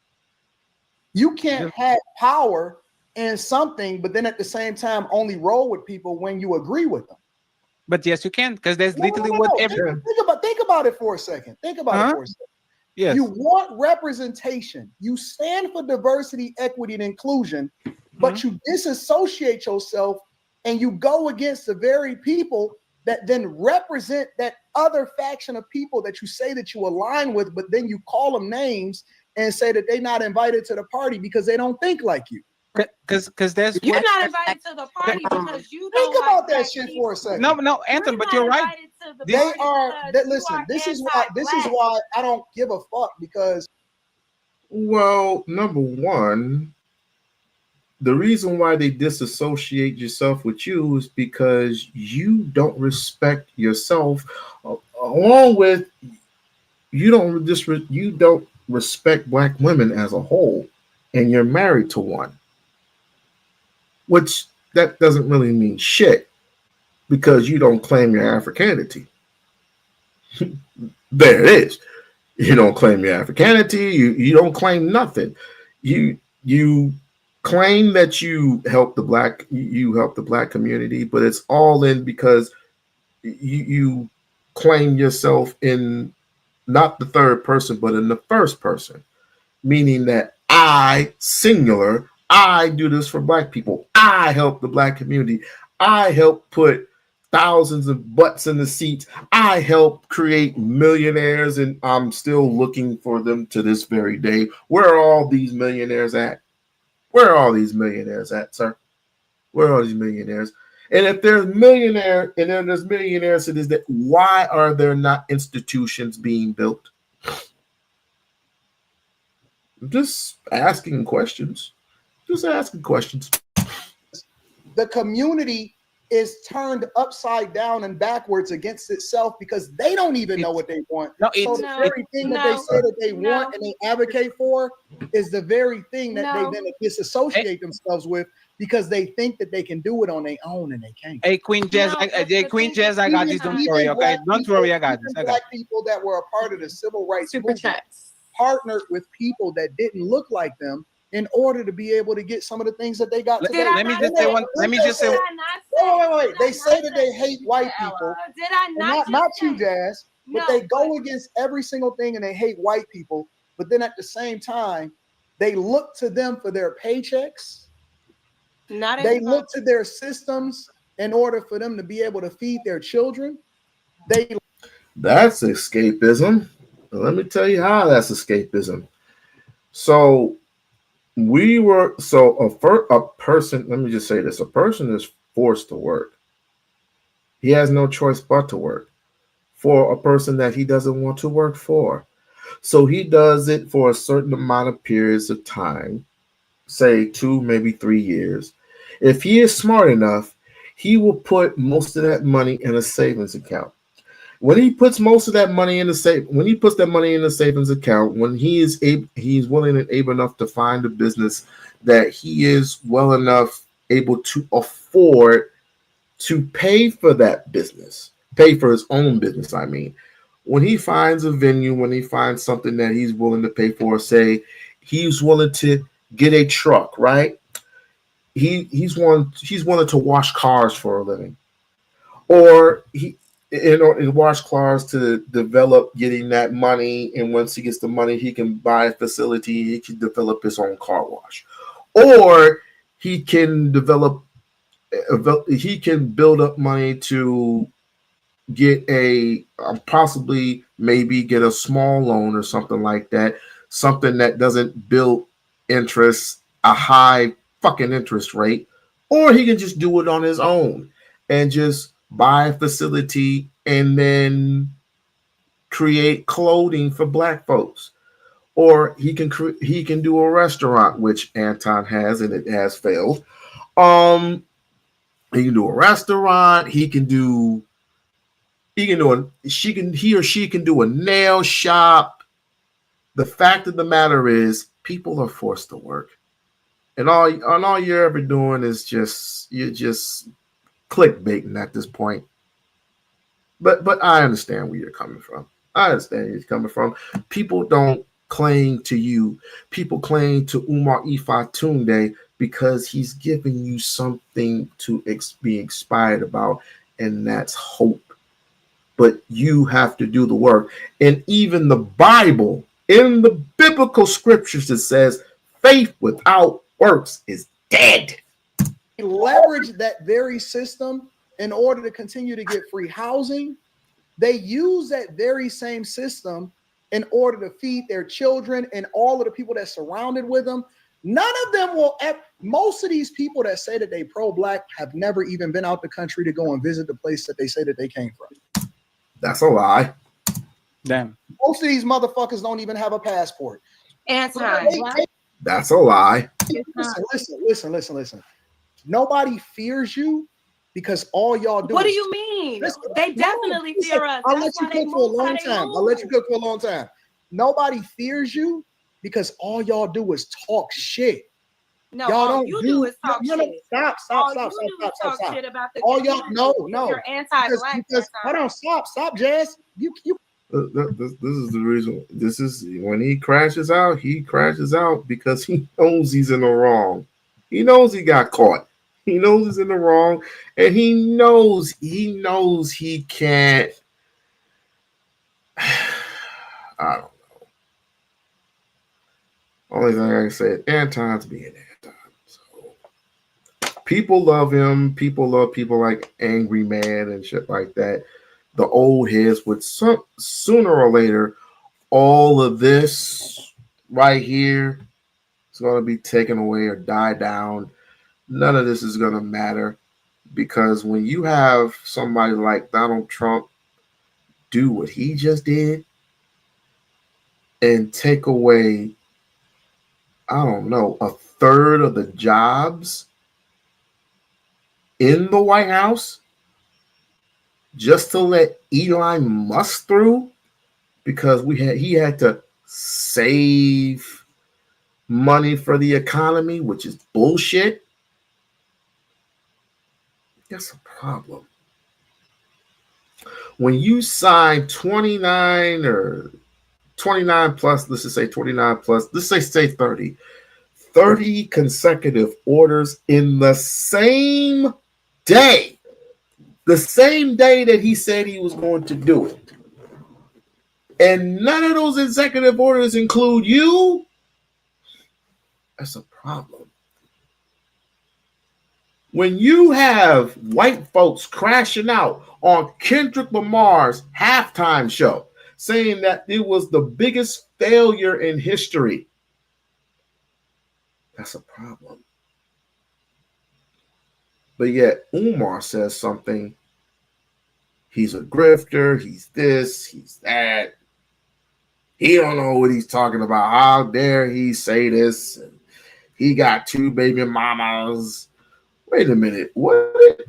Didn't Anton just try to get Sex the Goddess to do some special things for him, allegedly? I thought we were all about marriages meaning being in one. He's not in a polygamous relationship. What's he doing with another woman over there? If I did that, my wife would kill me. But he got another woman over there, and you don't hold him accountable for shit. I'm just ranting. I'm triggered. You can't do that. Because I let you talk for a long time, and now I just want 2 minutes to be able to get my point. But you're anti-black, so what you're saying doesn't even make sense. Jazz. You're biased about black people. If you was listening, if you was paying attention, you would actually understand it. I would actually say that I'm way more pro-black than you. How many people that you employ are black? Just because you can cut a check for a nigga doesn't mean you. No, don't say that word. That doesn't say that word, Queen. Just because you can cut a check for a black person doesn't mean you are down for a black cause and a black movement. That doesn't do anything for me. Just because I was born here in America doesn't make me an American. Because I don't believe in American tradition. Just because you're a black man and you sign checks for other black people, what, that makes you the Don Corleone? What, that makes you Shaka Zulu? No. This brother, respectfully, ain't nothing but the new Clarence Thomas. Yeah, and I said just because, and I have employed black people, by the way, but that's neither here nor there. That is not what it takes to actually be an advocate and be for the progress of black people, which we all know you are not. You get up here and you say the most egregious, most racist ass shit about your own people. This is a known fact. So I don't want to hear that shit. I don't want to hear it. Like I said, you believe what you believe about the community is what it is. So you're so smart that you're dumb. You don't. You know what I'm saying? It's cool people that are the most pro-black, because every one of these people that y'all call y'all leaders, for example, they not even married to a black woman.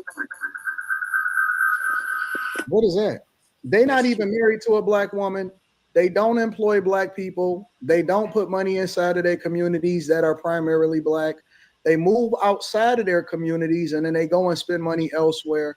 You know, I laugh at people because what they don't understand about me is I'm against toxic black culture. And every culture in history have always separated themselves from the ones that are the most toxic. All white people don't fuck with all white people. All Asians, all Chinese people don't fuck with all Chinese people. But we're the only community of people that feel like we have to be beholden to some of us, which is one of the reasons why our cities are so fucked up. We'll vote for somebody that's black, but not vote for somebody that's best for us. He is half right. Whites don't fuck with whites don't fuck with whites. Asians don't fuck with all Asians. Whites don't fuck with all whites. But blacks don't fuck with blacks for a particular reason, and we're the most endangered species here on Earth. And let me tell you why that is. People need our resources. People need our melanin, our resources for a reason. White people are dying off. And so when white people are dying off, what happens to a person who is desperate for something? They'll make other ethnicities, other minorities, and they'll crisscross and they'll put them with other people to say, and they'll write it in as if these people are white, due to the fact that Asian not Mexicans. Who the fuck do they call themselves? Hispanics. Hispanics are going to be registered as whites. Asians are going to be registered as whites. People, even some Jamaicans who come here to America, they're going to be registered as white because some of them don't believe that they're African American. Haitians, pretty much the same way. So, in order for whites to survive in this country and all over the globe, because whites are actually dying off because they cannot produce any other offspring other than themselves, and you have other ethnicities coming into the country and fucking off and having a whole bunch of babies and shit with other ethnicities. That's what you do. That's what and that's what you often do. Class yourself in the color stage. You class yourself. They classify you as being other than what you are. People who are smart don't classify themselves as white or black. I always go by nationality. Who are you nationality-wise? And this is why so many people get off the grid. Because they don't want to deal with the consequences of, if I don't do this, then I'm not going to get this tax break, or if I don't do this, then I'm not going to get any type of funding for my program, and this and that and this and the other. My SNAP program is going to get cut off, or this and that and this and the third. What was that situation with Donald Trump when he called those people what they call them, tyrants or something like that, and he wanted to go knock on door to door, and he wanted to get rid of the people who didn't belong here in the United States, or their visas were up or some shit like that. This is really what he wanted to do, and he's still talking about that goddamn wall for this in its very day. People go through barbed wire. People are going to go through fucking barbed wire, and they're going to go through that wall just to get here to the United States. I don't even know why this is a thing. But either way, I'm going past the video. But we think that we need representation and that furthers the movement. It's the dumbest shit that I've ever seen in my entire life. So what they'll then do is that they'll talk shit about me, who pours money into my community, who builds up resources, who's given literally, and it's documented, and you can check with any of the bag chasers, over $1 million to fund the businesses of the people that are all black in my community, right? But because I don't say shit that make y'all feel comfortable, and I actually require for people to substantiate their argument and to meet the expectations and not depend on the federal government in order for them to be successful, you say I'm not part of the movement. I say y'all ain't got no fucking movement. I got more motion in employing my own people, building my own community. It's over 14,000 of us, of bag chasers. We employ ourselves, get money together, we teach each other, we meet up. I employ my people. I employ 14,000 of us. I pour more in my community. Me.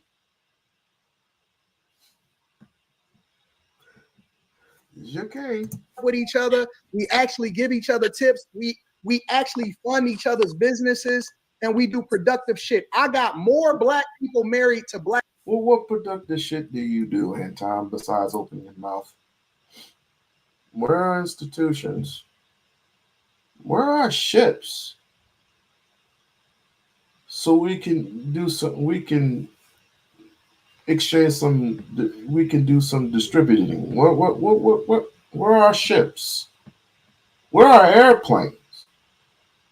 Some of the airplanes that I want one time for an airplane to be ours and it to say, call it, we don't even have to call it by name. We can call it Afroplane or some shit. I don't know. Not no Afroplane. That's just corny. But we can call it something that is ours. Not yours, but ours. Do we have planes? Do we have ships? Do we have distribution networks? Do we have schools? What do we have, Mr. Millionaire, that say that you can call your own? Well, I mean, there's once upon a time you had a restaurant and that failed. So what do we have? This is questions. Black people than some of y'all leaders, and I'm actually a reflection of the thing that I advocate for. So if I'm not pro-black, I would say y'all ain't shit, because y'all ain't got shit, y'all ain't did shit, and all of the leaders that y'all follow is pieces of shit, and they not even a reflection of the shit that they preach to y'all. So I don't give a fuck about none of y'all. I got my own movement, my own motion, and y'all ain't did shit. And when y'all get that FDBMG school open, let me know. I'll be the first person to donate to it. Just so y'all. We don't want any of your influences, sir. We don't want your money. We don't want anything to do with you. So you can just pass that on as a loss. Because we don't want Ifatunde doesn't want anything to do with you, sir. The Dr. Umar is not at the top of like the scholar. Y'all don't do nothing. You ain't did nothing but don't wear shoes. Y'all buy black soap that's made by white people. You wear shirts that's made soap that's made by black soap that's made by white people? I thought they were made by earthers, sir. You don't believe in earthers either. What are you talking? Never mind. Talking about? What are you talking employed about? by white people. I take all of the resources from everywhere and all of the information and I give it back to the people. Y'all just talk shit. What makes y'all think y'all can talk to me? Y'all ain't got the stripes that I did. You ain't got the background that I did. You ain't got nothing. I gave more black people jobs than y'all ever could give. So you have 40,000 people, but how many of them are queens? How many of them are kings and queens, Anton? How many? Y'all not even married to the niggas that y'all had kids with, and you want to talk about a movement? First, before You don't have to be married to have a community. You don't have to be married to each other to have a community, because half of you Negroes impregnate women and leave them high and dry with nothing to show for it. Don't even want to take care of your own kids. But another brother come along and wanted to take care of her with the kid or the two kids that she got. He is simp.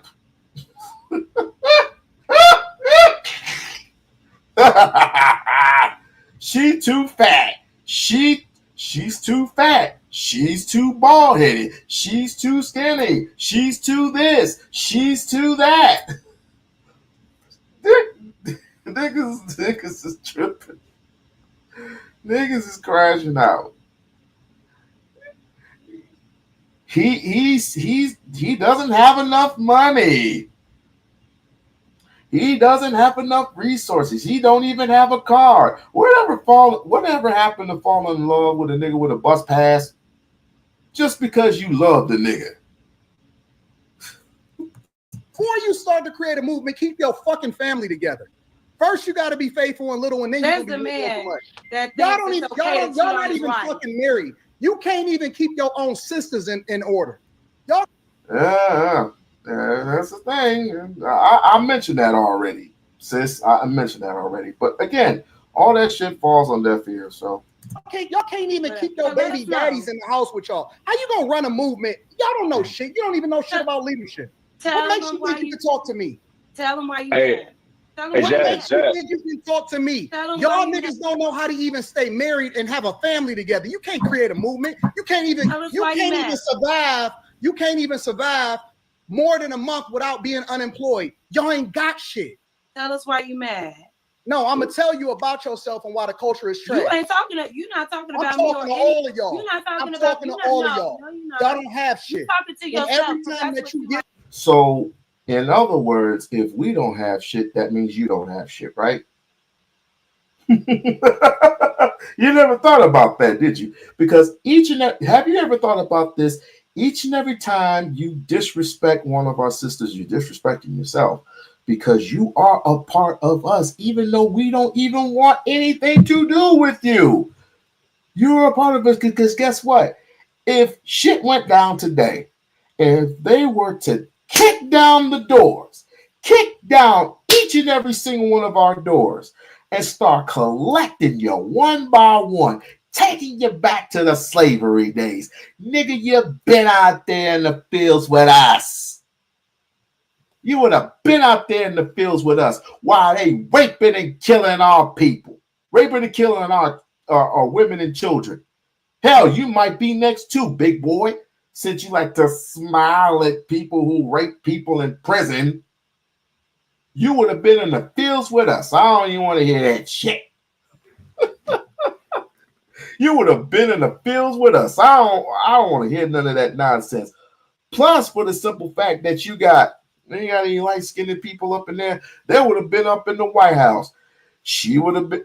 I don't want to say that. I don't want to say this, but she would have gotten dealt with. She would have gotten dealt with. All them wigs and all them weaves would have been came off. Who would be our savior then? A white Jesus that you pray to, bruh. I done more than a What would your this is what Anton would do? Yo, just chill out. Oh, I got money, right? How much money to get me off this property? He would have been the first person that would have been betrayed, y'all. The first fucking person that would be betrayed, y'all, just because he has money. Does the slave owner give a fuck if you have money, nigga? What the slave? I got property. What the fuck would your money got to do with me? He probably would have taken your money, hung you up, strapped you, and sent you out in the fields. Lucky he didn't hang you up by your neck. You ain't one of us, man. So why you even talking, man? Just go with the white company, or on the white picket fence side of the game. Oh, but wait, I almost forgot. White people don't even like your ass either.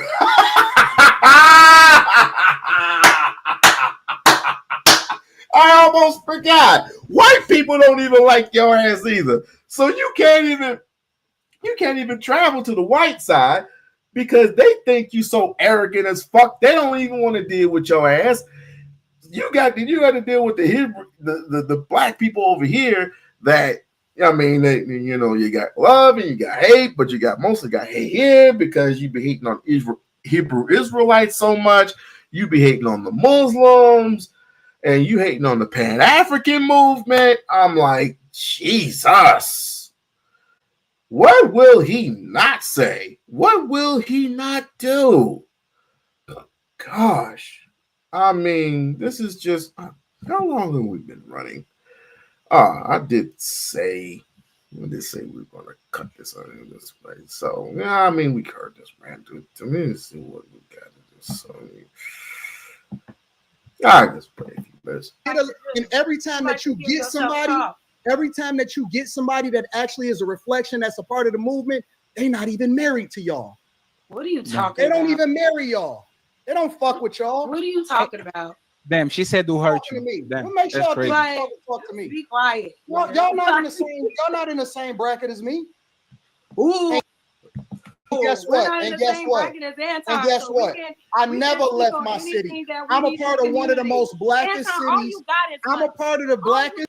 You're part of the blackest cities. Detroit is one of the blackest cities. Who owns Detroit now? And I am born and raised in Michigan. Who's the mayor of Detroit? Who is the mayor of Detroit? Who's the mayor of Detroit, Michigan? Who is the mayor? It ain't Kill Kirkpatrick. Who's the mayor of Detroit? Anton's from Detroit. So who was the mayor of Detroit?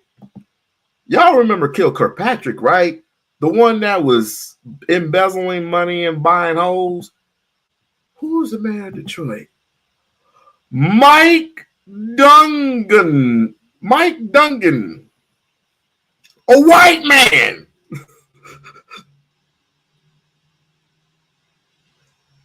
One of the blackest cities in Detroit. One of the blackest cities in Detroit.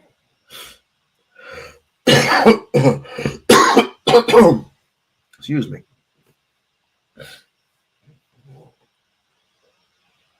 Are we serious? Are we serious right now?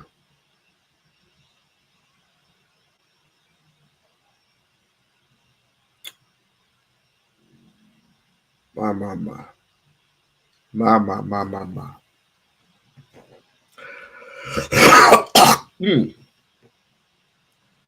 Excuse me.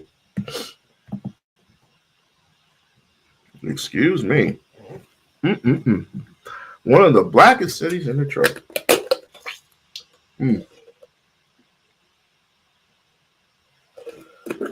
Gosh. I need some more cough drops. Blackest cities in Detroit. Well, you keep thinking that, Anton. You keep thinking that.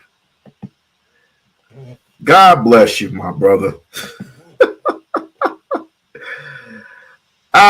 This last little thing I want to play before our departure. This brother that you love to hate. You love. I always wanted to be a psychologist. I always wanted to help people solve their personal problems. I love what I do, and I would do it even if I got no money at all. Choose something you love. Don't do it for the money. If you love your career, you halfway to happiness. You know what the second question is? Do you love who you spending your life with? Take your time finding your husband, young lady. Don't you rush. Take your time finding your soulmate, black man. Don't you rush. Because if you hate who you living with and you love your job, you will never go home. If you love who you living with and hate your job, you never go to work. If you hate who you living with and hate your job, you on the road to suicide. But if you love your job, your career, and if you love your life partner, you're going to be happy. Hit the like button. Hit the like button. Or not. Hit the like, hit the subscribe. Hit the like, hit the subscribe button. You want to subscribe to We-On-Loc Nation. And if you feel bold enough, please subscribe to We-On-Loc Nation. Please subscribe to the We-On-Loc Nation channel. Let's move forward. Every one of you came into this world with a divine purpose from heaven.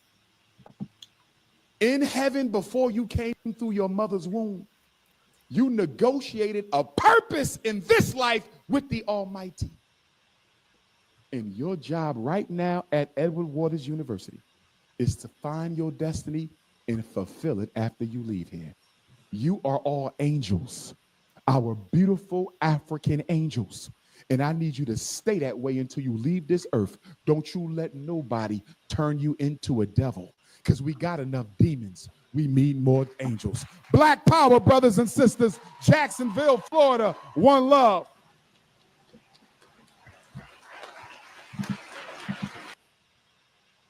Someone who believes in something, someone who has a dream, aspirations to do whatever it is that is in his or her mindset,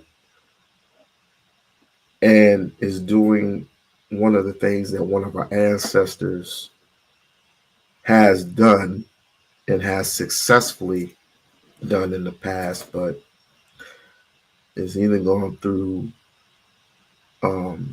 sabotage, um, blasphemy, finger pointing. It gets no better than this. And I'm not saying that. I'll say it that Umar is our leader, but that's not enough. We need people somewhat similar to what our ancestors had done. But apparently, we're just too damn divided. Everybody is pretty much for themselves nowadays. And you wonder why we are dead last. It's a damn shame, too. It is a damn shame. I don't even know why the thing anymore. Come on, y'all can do better than that. Dr. Umar Johnson, Jacksonville, Edward Waters University. Come on.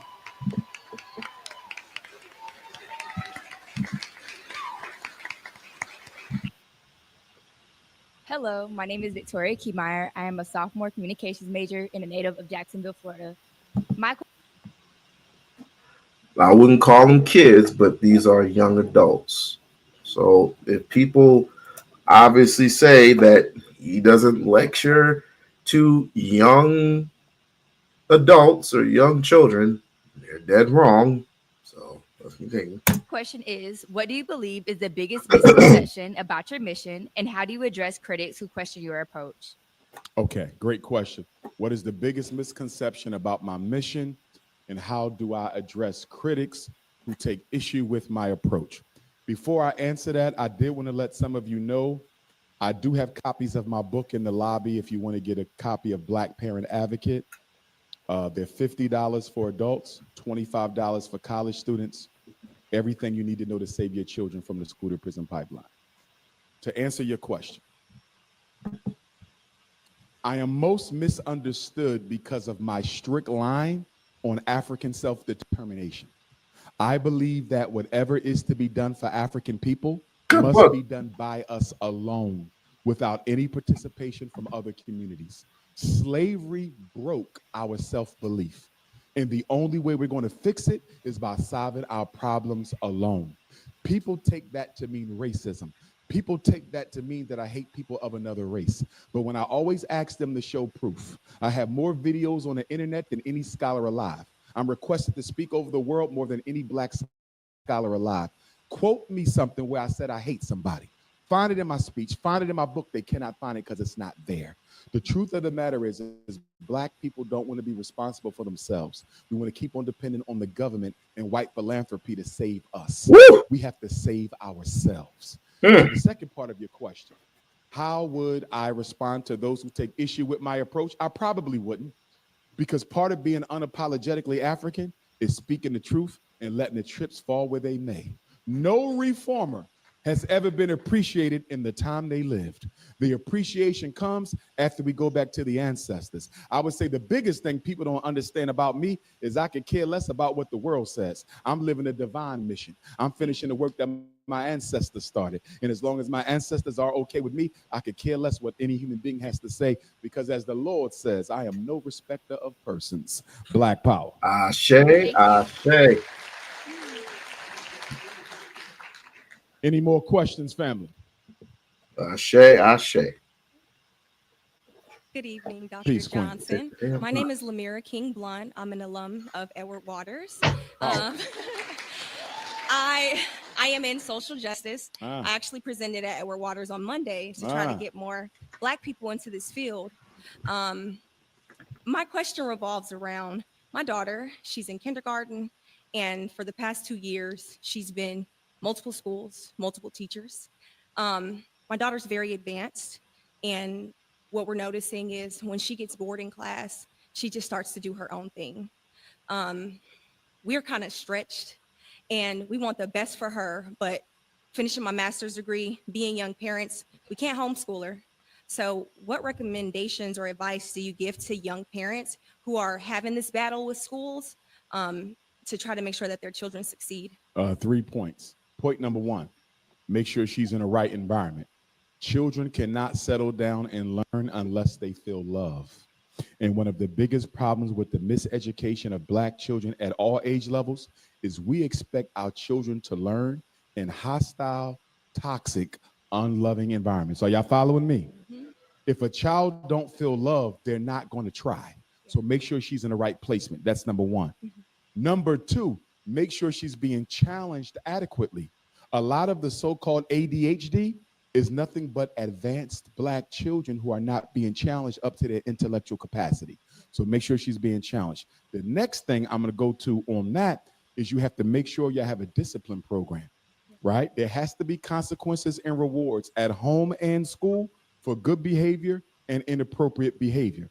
Any misbehavior unpunished was rewarded. So there should be a chart at home. There should be a chart at the school. You want to ask the teacher, what is she doing to control behavior in her classroom? Because what I find is a lot of teachers expect parents to control the child's behavior from remote control. It's true. We may have sent them an undisciplined child, and we got to take responsibility for that. But what I always tell my teachers is two things are true. Number one, all behavior is a function of where it happens. The parents ain't here. You are. You have to control your class. And second, all behavior is a function of the consequences. What rewards does she get when she's on task? What consequences does she get when she's not on task? So we got to make sure we're not spoiling her. We got to make sure we're holding her accountable for her behavior. We got to make sure she's being challenged academically. And the last thing I'm going to say, make sure y'all spending enough time with her at home, face to face. Because what we know about children, if they're not getting enough attention from their parents, they will go to school looking for it, and they don't care if it's positive or negative. Right. So make sure she's getting that face to face. All right. Thank you so much. No problem. And no meds, and no conversation about ADHD. If they want your child to take some drugs, you tell them, you take it.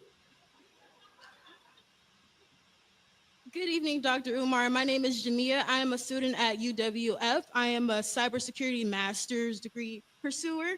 And my question to you is, how do you recommend that we build an autonomous infrastructure on American soil, if possible? It's possible, first of all. We've done it before with all of our Black Wall Streets. Here's the situation. The reason Black Wall Street worked, Princess, is because the white power structure did not allow us to participate in their society. Necessity is the mother of invention, right? So the reason we built Tulsa, Oklahoma is because we had to. The minute white folks let us participate in their economic reality, we gave up all of our independent Black institutions. We gave up our hospitals. Do you know we once owned over 500 Black hospitals in America? 500. 500. Almost have none now. The ones we do have are subsidized from outside the community. So it's no mystery how to do it. It's easy to do. The problem is Black people are not interested in being Black anymore. Okay. In order for us to solve a Black problem, Black people have to be conscious of their Blackness, appreciative of their Blackness, and they must be willing to fight for their Blackness. Most of us don't want to be Black.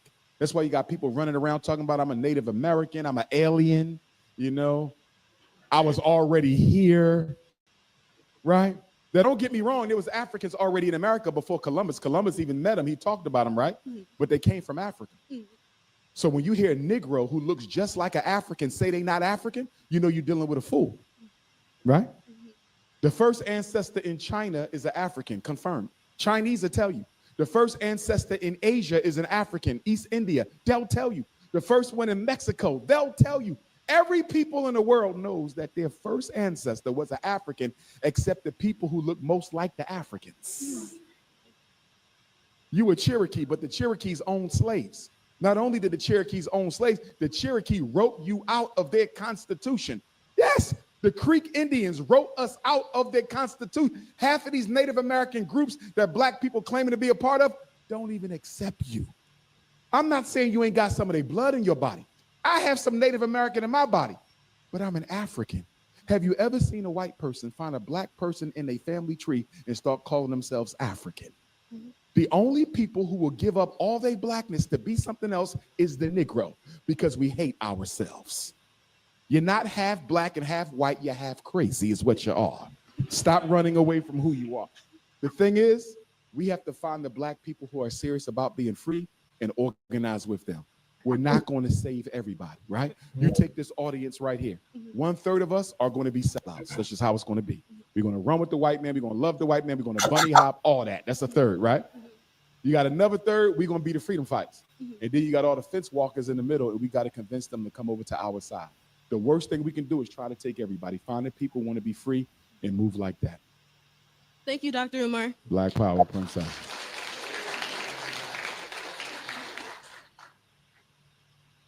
Hi, Dr. Umar. Welcome to Jackson.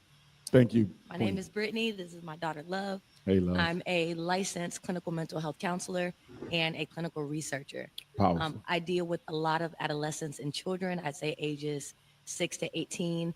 And you said something that struck a nerve about not so much going towards the children, but their parents, their family in this environment that they're in.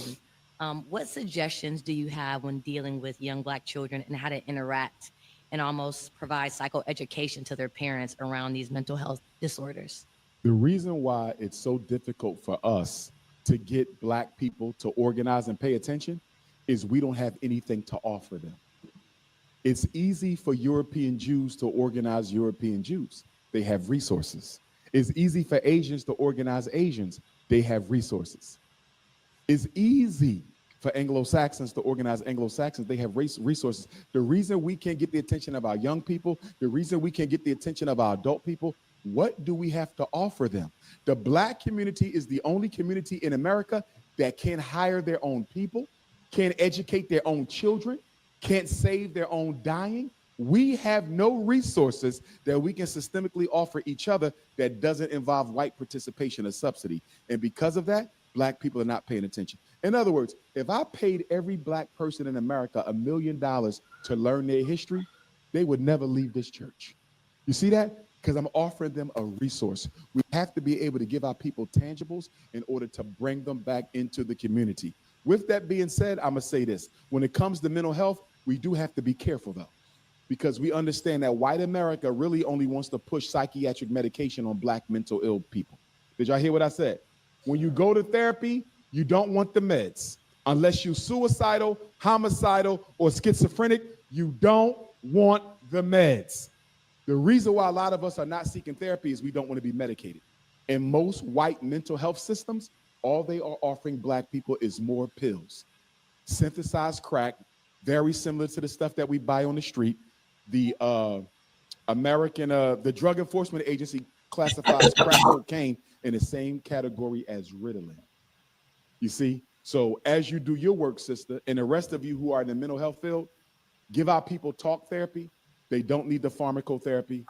Keep them away from the drugs. I know so many people who are living with long-lasting, irreversible side effects from being on medications too long. And for those of y'all who think your sons are too hyper, is he in any organized extracurricular athletic activities, or is he in a house all day? You have to account for the need for black boys to run. You got to account for the need for black girls to run. A lot of us don't have activities for our kids and expect them to go to school and sit still. And when they can't, we say they disordered. They're not disordered. It is a natural thing for a black child to need to run, crawl, break stuff, and play. It's part of being a child. Are you saying that there are no specific interventions to the black parents due to us not having anything tangible to offer? Well, it depends on what you're speaking of, because you're looking at over 400 mental disorders. So when you say interventions, there's not a general one. Are we talking anxiety? Are we talking the basics? I think anxiety, depression, ADHD. And even with that, why are we anxious? So for example, let's say you and I both suffer from generalized anxiety.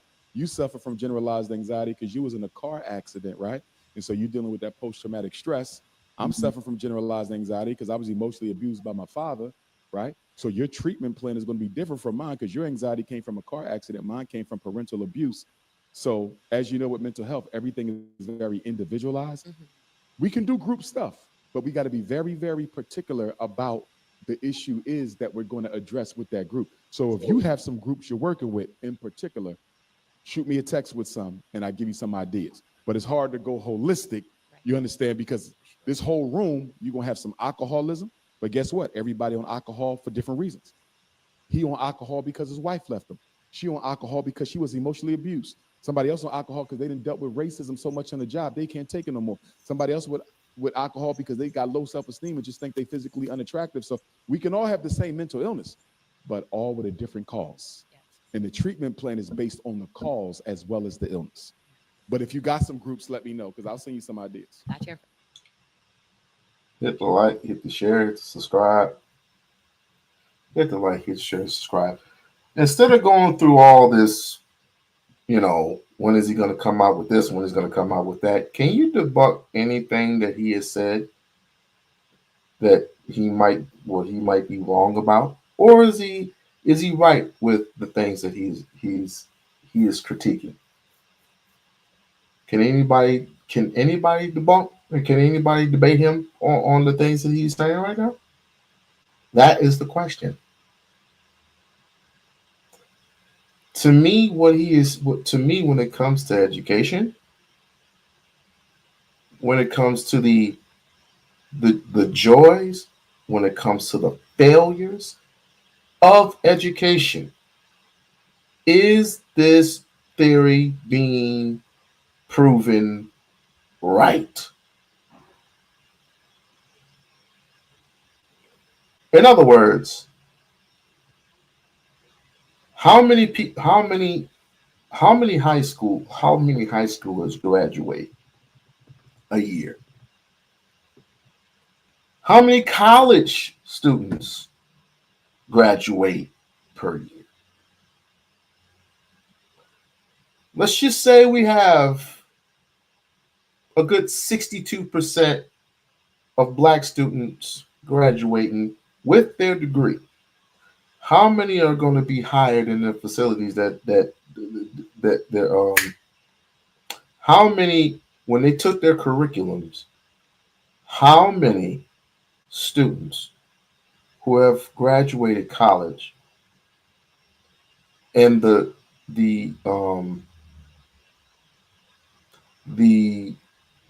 courses that they took, the courses that they took how many of those students out of 62%, how many of them are going to get those jobs that they require? How many? Not even 10%. How do I know? I went to trade school and I applied for and I signed up for carpentry. I went through a whole year of depression because nobody but maybe a few people will hire. I mean, you have to go on about soliciting yourself. So I tried something different. I tried electrician. Not electrician. Did I try electrician? No. I tried not plumbing, electric, plumbing, carpentry, HVAC. I took an HVAC course.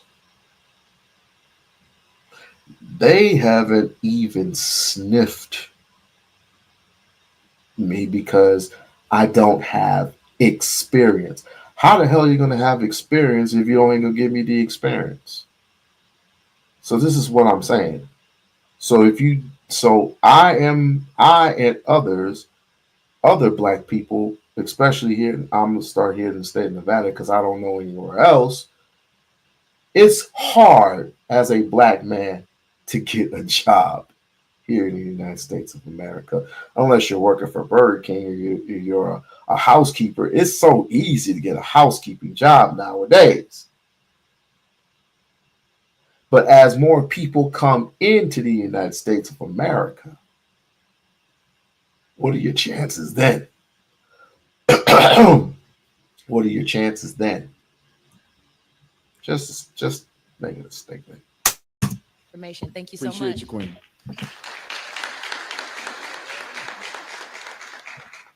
Good evening, Dr. Umar. My name is Charisma. I'm a criminal justice major. It's an honor and a pleasure to be in the same room as you tonight. And thank you so much for coming and sharing your knowledge with us. My question was, well, I grew up and I went to PWIs like my whole life, like every school I ever went to. I was the only Black person in the room. So I came to a HBCU to be around more people who look like me. My sister begged me not to come here because she went to a PWI and she was like, people who go to HBCUs, they're not on task. You know what I'm saying? Like they get distracted easily. You know, all my family. She's a psychological casualty. All of them are with white people except me. And she bunny hopped? Yes. Yes, all of them. All of them. So my question is, why, I mean, you rode through the neighborhood to get here. I mean, we're still redlined. There's not a doctor's office or a Winn-Dixie or Publix or a decent grocery store for about 10 miles probably. So why do you feel like white people want to come to HBCUs, or how do you feel about white people in spaces that are meant to be dominated by Black people? Like, if you have any. I don't have a problem with their participation. I only have a problem if they are in the positions of authority and control. I believe that all Black institutions are to be ran by Black people. Y'all have a Black president, and that's the way that it should be. I have seen articles recently talking about the white takeover of the HBCU. And I have been to HBCUs that have a very large population of non-African professors and non-African administrators. I would be lying to you right now if I didn't say that there is an agenda in this country to gentrify the HBCU. The good news about HBCUs, like Edward Waters, is you are private, which means you get to control your destiny. It is the state-owned HBCUs that are going to have the biggest trouble to remaining Black because they're funded by the state and they are controlled by the state. I give you an example. Have you ever heard of HBCU Bluefield State in West Virginia? It is now a PWI. Yes, it was an HBCU started for us, but guess what? It got gentrified, and now it is predominantly white. It is no longer considered a predominantly Black institution. Howard University.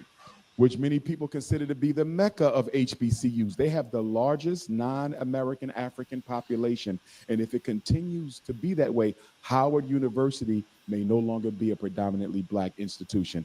And there are others. They want to gentrify the HBCU, and it's up to us, because guess what? They can't do it if we're bringing our children to them. So we have to make sure that we are pushing and promoting the HBCU mission, because guess what?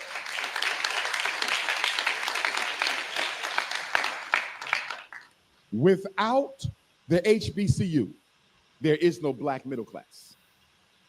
Most of your doctors, your lawyers, your school teachers, your nurses, most of the black middle class is disproportionately or largely proportionately accounted for by the HBCU. So without the HBCU, you don't get a black middle class. That means you don't have black teachers, black doctors, black lawyers, black surgeons. The HBCU has kept black America afloat, but the Supreme Court is trying to help them tear that down. I know a lot of y'all heard about the Supreme Court decision a couple months ago that involved the Harvard University, the University of North Carolina, where they outlawed affirmative action even on the HBCU campus. And so what they said was, you cannot account for race in admissions, even as an HBCU, if you're being funded by the government. See that? So that's why we got to fight and save HBCUs. It's my hope that every HBCU creates three things. Number one, a grade school that feeds its undergraduate program. If we have a grade school and we make the parent sign a contract that if your child goes to this school, they must come to this university. That's your student population. We need a bank on every HBCU campus so black people can build wealth. I agree. Maybe even start with a savings and loans, small, and grow to the bank.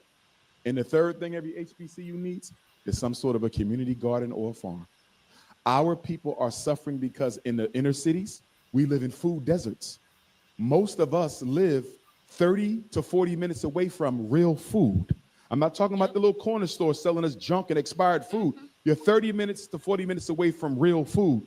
And so if the HBCU started a garden, they could supply our communities with fresh fruits and vegetables to help our people improve their health.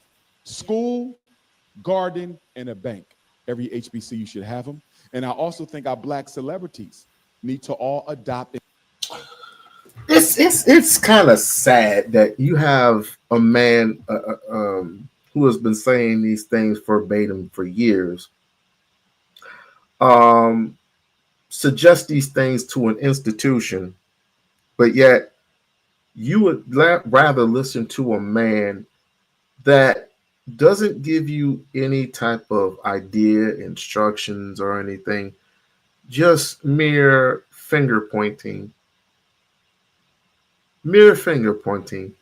You would listen to that man jabber job about Umar all day, every day, who has countless videos about Umar, is so obsessed to the point where he has not stopped and has collected money off of his name, by the way. But this is not important to y'all. If you were a white man standing before you, what would you say then? Man, you would probably cheer, clap, and just throw your money or throw your panties out at him. But it's somebody like Umar, there's something that really needs to be needed in the black community, because obviously I'm here to tell you, it's not looking good, especially with the presidency. It's not looking good at all. People are already calling for Donald Trump's head. They're already calling for his head. And he's going after people. He's going after Africa's people.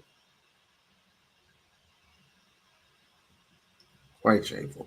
In HBCU, we have too many billionaires and too many millionaires for them not to be adopting the HBCU. But you know what the biggest thing is? The biggest thing And I want all my seniors to hear me and all my undergrads at EWU to hear me. Y'all have to give back after y'all leave here. You must donate. A couple years ago, Harvard and Yale. Do you know that the IRS told Harvard and Yale that they have to liquidate some of their assets because they have more money than the government? Because their alumni give them so much money that the government stepped in and said, y'all got to liquidate some of y'all assets. And part of that liquidation agreement was when they came up with that full ride scholarship for Black students. If you got a 4.0 and I think a perfect SAT, you could go to Harvard or Yale for free. That came out of the decision from the government that told them they had to liquidate some of their assets because that's how much money the alumni give. White alumni give more money than Black alumni. We will go to our HBCUs for homecoming. We will go to our HBCUs to pledge people. We do not come back to give money. You got millionaires who came out of this institution who never wrote a check for it. So we have to get on the phone and do a telethon and call every graduate. I'm serious. You got to have a telethon, call every graduate of EWU. We need you to donate. Are you going to give $100 for bronze? You're going to get $500 for silver, $1,000 for gold.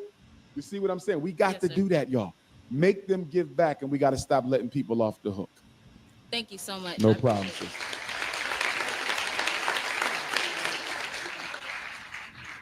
Right. And before the brother asks his question, for my young people graduating in education and social work, if you interested in employment at the Frederick Douglass Marcus Garvey Academy, please send me your resume. And not just the university students, my adults as well. If you want to work at the school, we are accepting resumes at this time.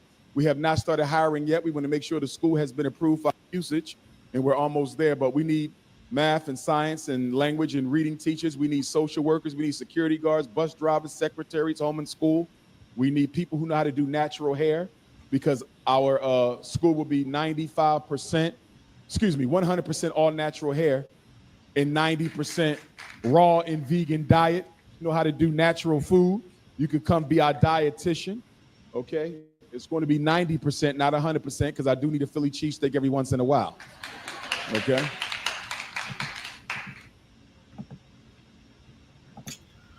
Okay, let's take a time out to address this dude. Uncle Biscuit.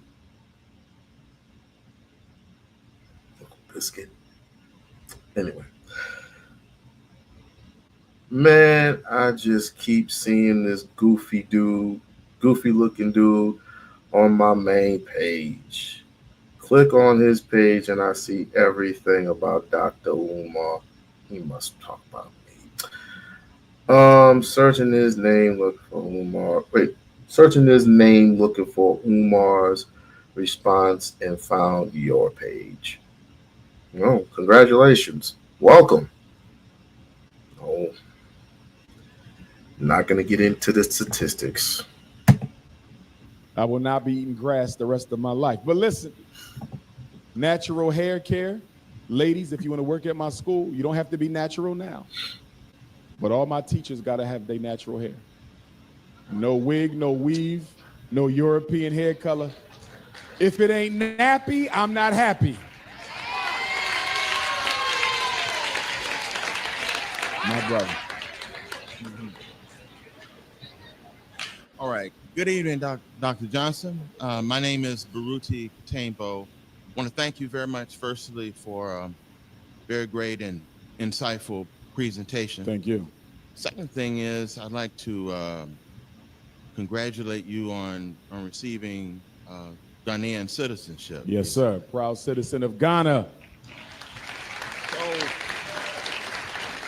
So in that, I wanted to kind of engage your thoughts about how you think the repatriation to various African countries, could be Ghana specifically, the question about dual citizenship, and maybe the diaspora Africans that have moved to Ghana, particularly maybe Tanzania and other places, set up settlements, engage in countries, how their presence there might be a win-win situation for African people here in terms of, getting business development, cross links, and other sorts of things going in a win-win situation.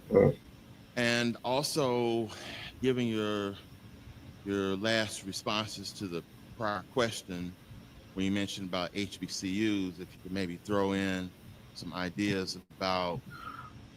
Well, in a few minutes or in a few hours, he's going to be doing another live stream. I don't know why y'all don't find this goofy at all. He just did a live stream last night. He did a live stream before that night and after that night. Well, he did 4. He did a total of 4. But if you look, he didn't do anything for 3 days, and then next week he did. I mean, just look at his page, for crying out loud. It's nothing but Umar stuff. Nothing but. But people support him. People support his goofiness. He's been doing this for 19 years. Saying the most goofiest stuff. The only time he's ever gotten caught is he's gotten caught over a lie. A lie after a lie after a lie. He's basically trying to be Umar in a sense. He's gone to GoFundMe and he's asked black people to please send me money. Please send me money so I can move out of LA. Please send me money. And he went from LA to Utah. What's your money? Not mine here. Not mine, yours. And had the nerve to go after Corey Holcomb and said, my 6-year-old is more smarter than you. What? Why would you say that to 5150 Nation? What is your grimes with Corey Holcomb and Zoe Williams? I never mind. This ain't about me. Never mind. Too early. The positive impact that HBCUs might be able to receive by partnering with African institutions. Could be schools, but it could be governments for research and other sorts of things that might help to empower countries there, but also economically empower. Exactly. Doing more 12-hour live streams about. I'm like, I have more respect for like I said, I have more respect for Information Man, even though he's an anti-Umar hater, right? He does a few live streams about him and then he moves on. We don't hear about nothing but, I mean, I have more respect for that brother more than I do Lennon Nana. Lennon Nana is a goofy.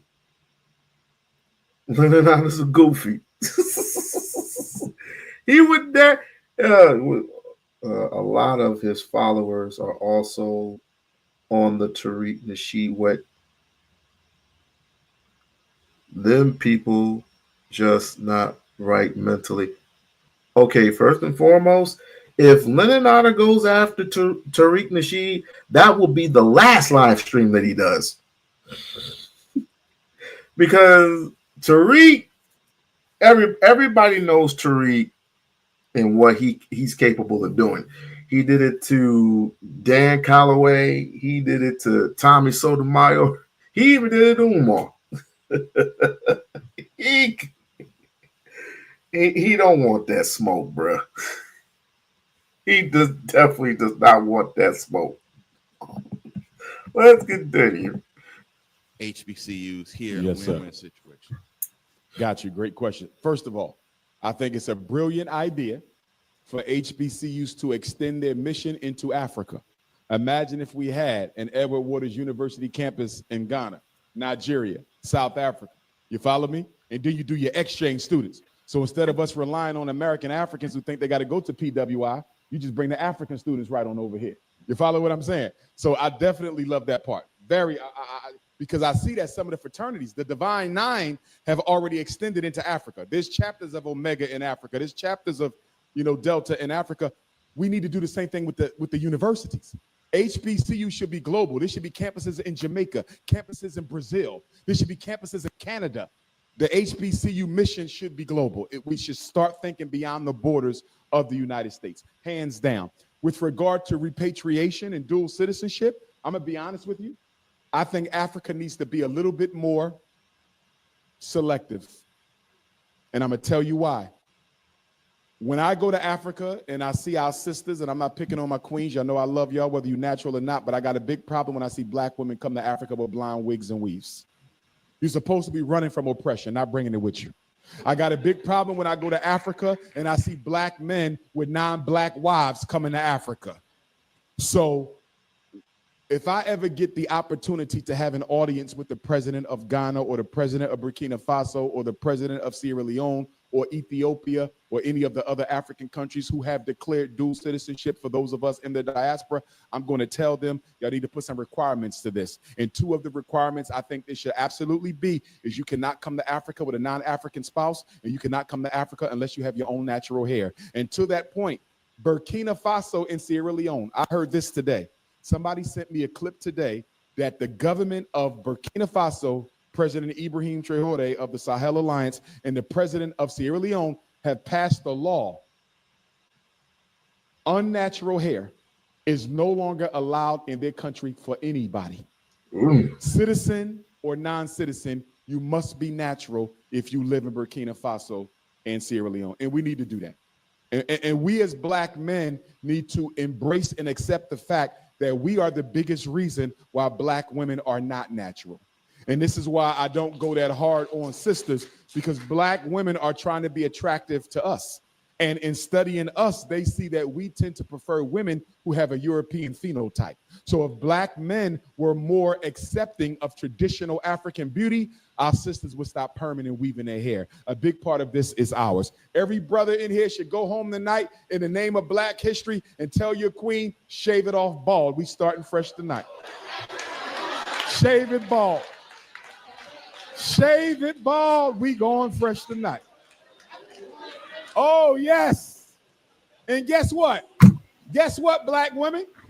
You're talking to somebody who cuts hair, right? I cut my way through college. And what you need?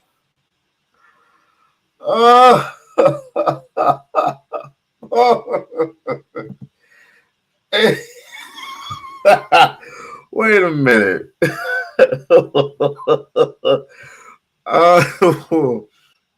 No, it's a trip. It's just a trip when he says it. But I mean, is he right? Yeah, I guess.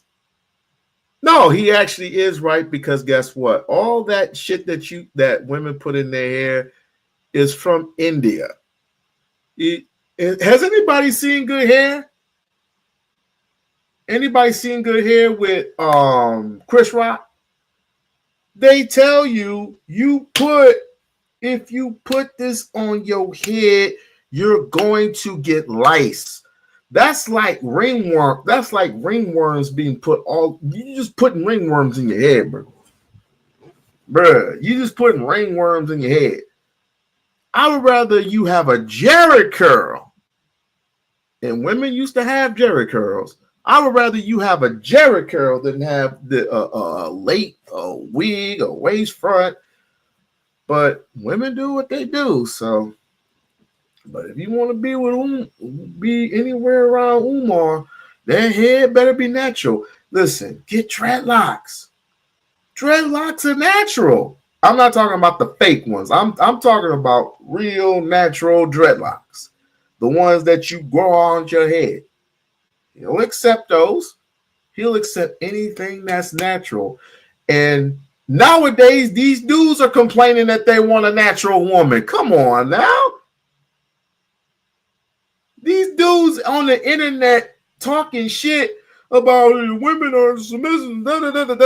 They want a natural woman. I'm like, you want a natural woman now? So they want a natural woman, natural everything, natural titties, natural ass, natural this, natural that, because I cannot respect a woman anymore. It is with the what you call it, the BBL shit. I can't do that, fam. Wild shit, Paul. I can't I can't respect a woman anymore that just looks like. I mean, she got titties for a butt, but she got skinny ass legs. I can't do that. I can't do that. You're gonna hurt yourself. You're really gonna hurt yourself. And by the way, the somebody should literally put a stop to this X shit because they got a challenge now. Sidebar. They got a challenge now. Just like the ice bucket challenge. These women have a dildo challenge. What is the dildo challenge, may you ask? This woman takes her dildo and she goes around and she starts sucking it all over the place, whether it be on the street, whether it be at the mall, whether it be at, a casino, possibly a school that your child attends to. Come on, bro. I mean, damn, enough is enough already. Come on, bro. Enough is enough already. This is the reason why the internet is out of control. AI is out of fucking control. Where you find this? You can find this on X. Find this on X and type in. I can't put it on YouTube. I can't put it on YouTube because they're gonna ding me for it. But you can find it on X. They finna end up on that list. Whoa, I know. Bro, it's a shit show. It's a shit show. But this is almost done. We almost out of here. Need to understand is when you shave your hair off, it grows back stronger. So you see a lot of sisters, you might have a little bald spot you're dealing with, a little ringworm at the top. Cut it all off. And black man, what you do is you get you some hot shea butter, some almond butter, some cocoa butter, and you massage her head every night and you kiss her head. And you talk that hair on back. In 6 months, she gonna have a baby afro. Oh, yes. I want black power. Let's get that natural hair back. But I love your ideas, Elder. I think we can implement all of them. I'm looking forward to doing a lot in Ghana now that I have my Ghanaian citizenship. I'm still processing the fact that I'm actually a citizen of an African country. It means so much to me as a Pan-Africanist. I didn't know it would be Ghana. I thought it would be Nigeria, but I have no problem with it being Ghana because my ancestry does extend into Ghana. So I have no issue with that. Ghana has more slave dungeons than any other African country. So I'm sure quite a few of my foreparents came to those dungeons. So I'm excited and looking forward to do some things. I hope you took my number so we could talk a little bit more on the topic. Yes, thank you. Thank you, Baba. Thank you very much.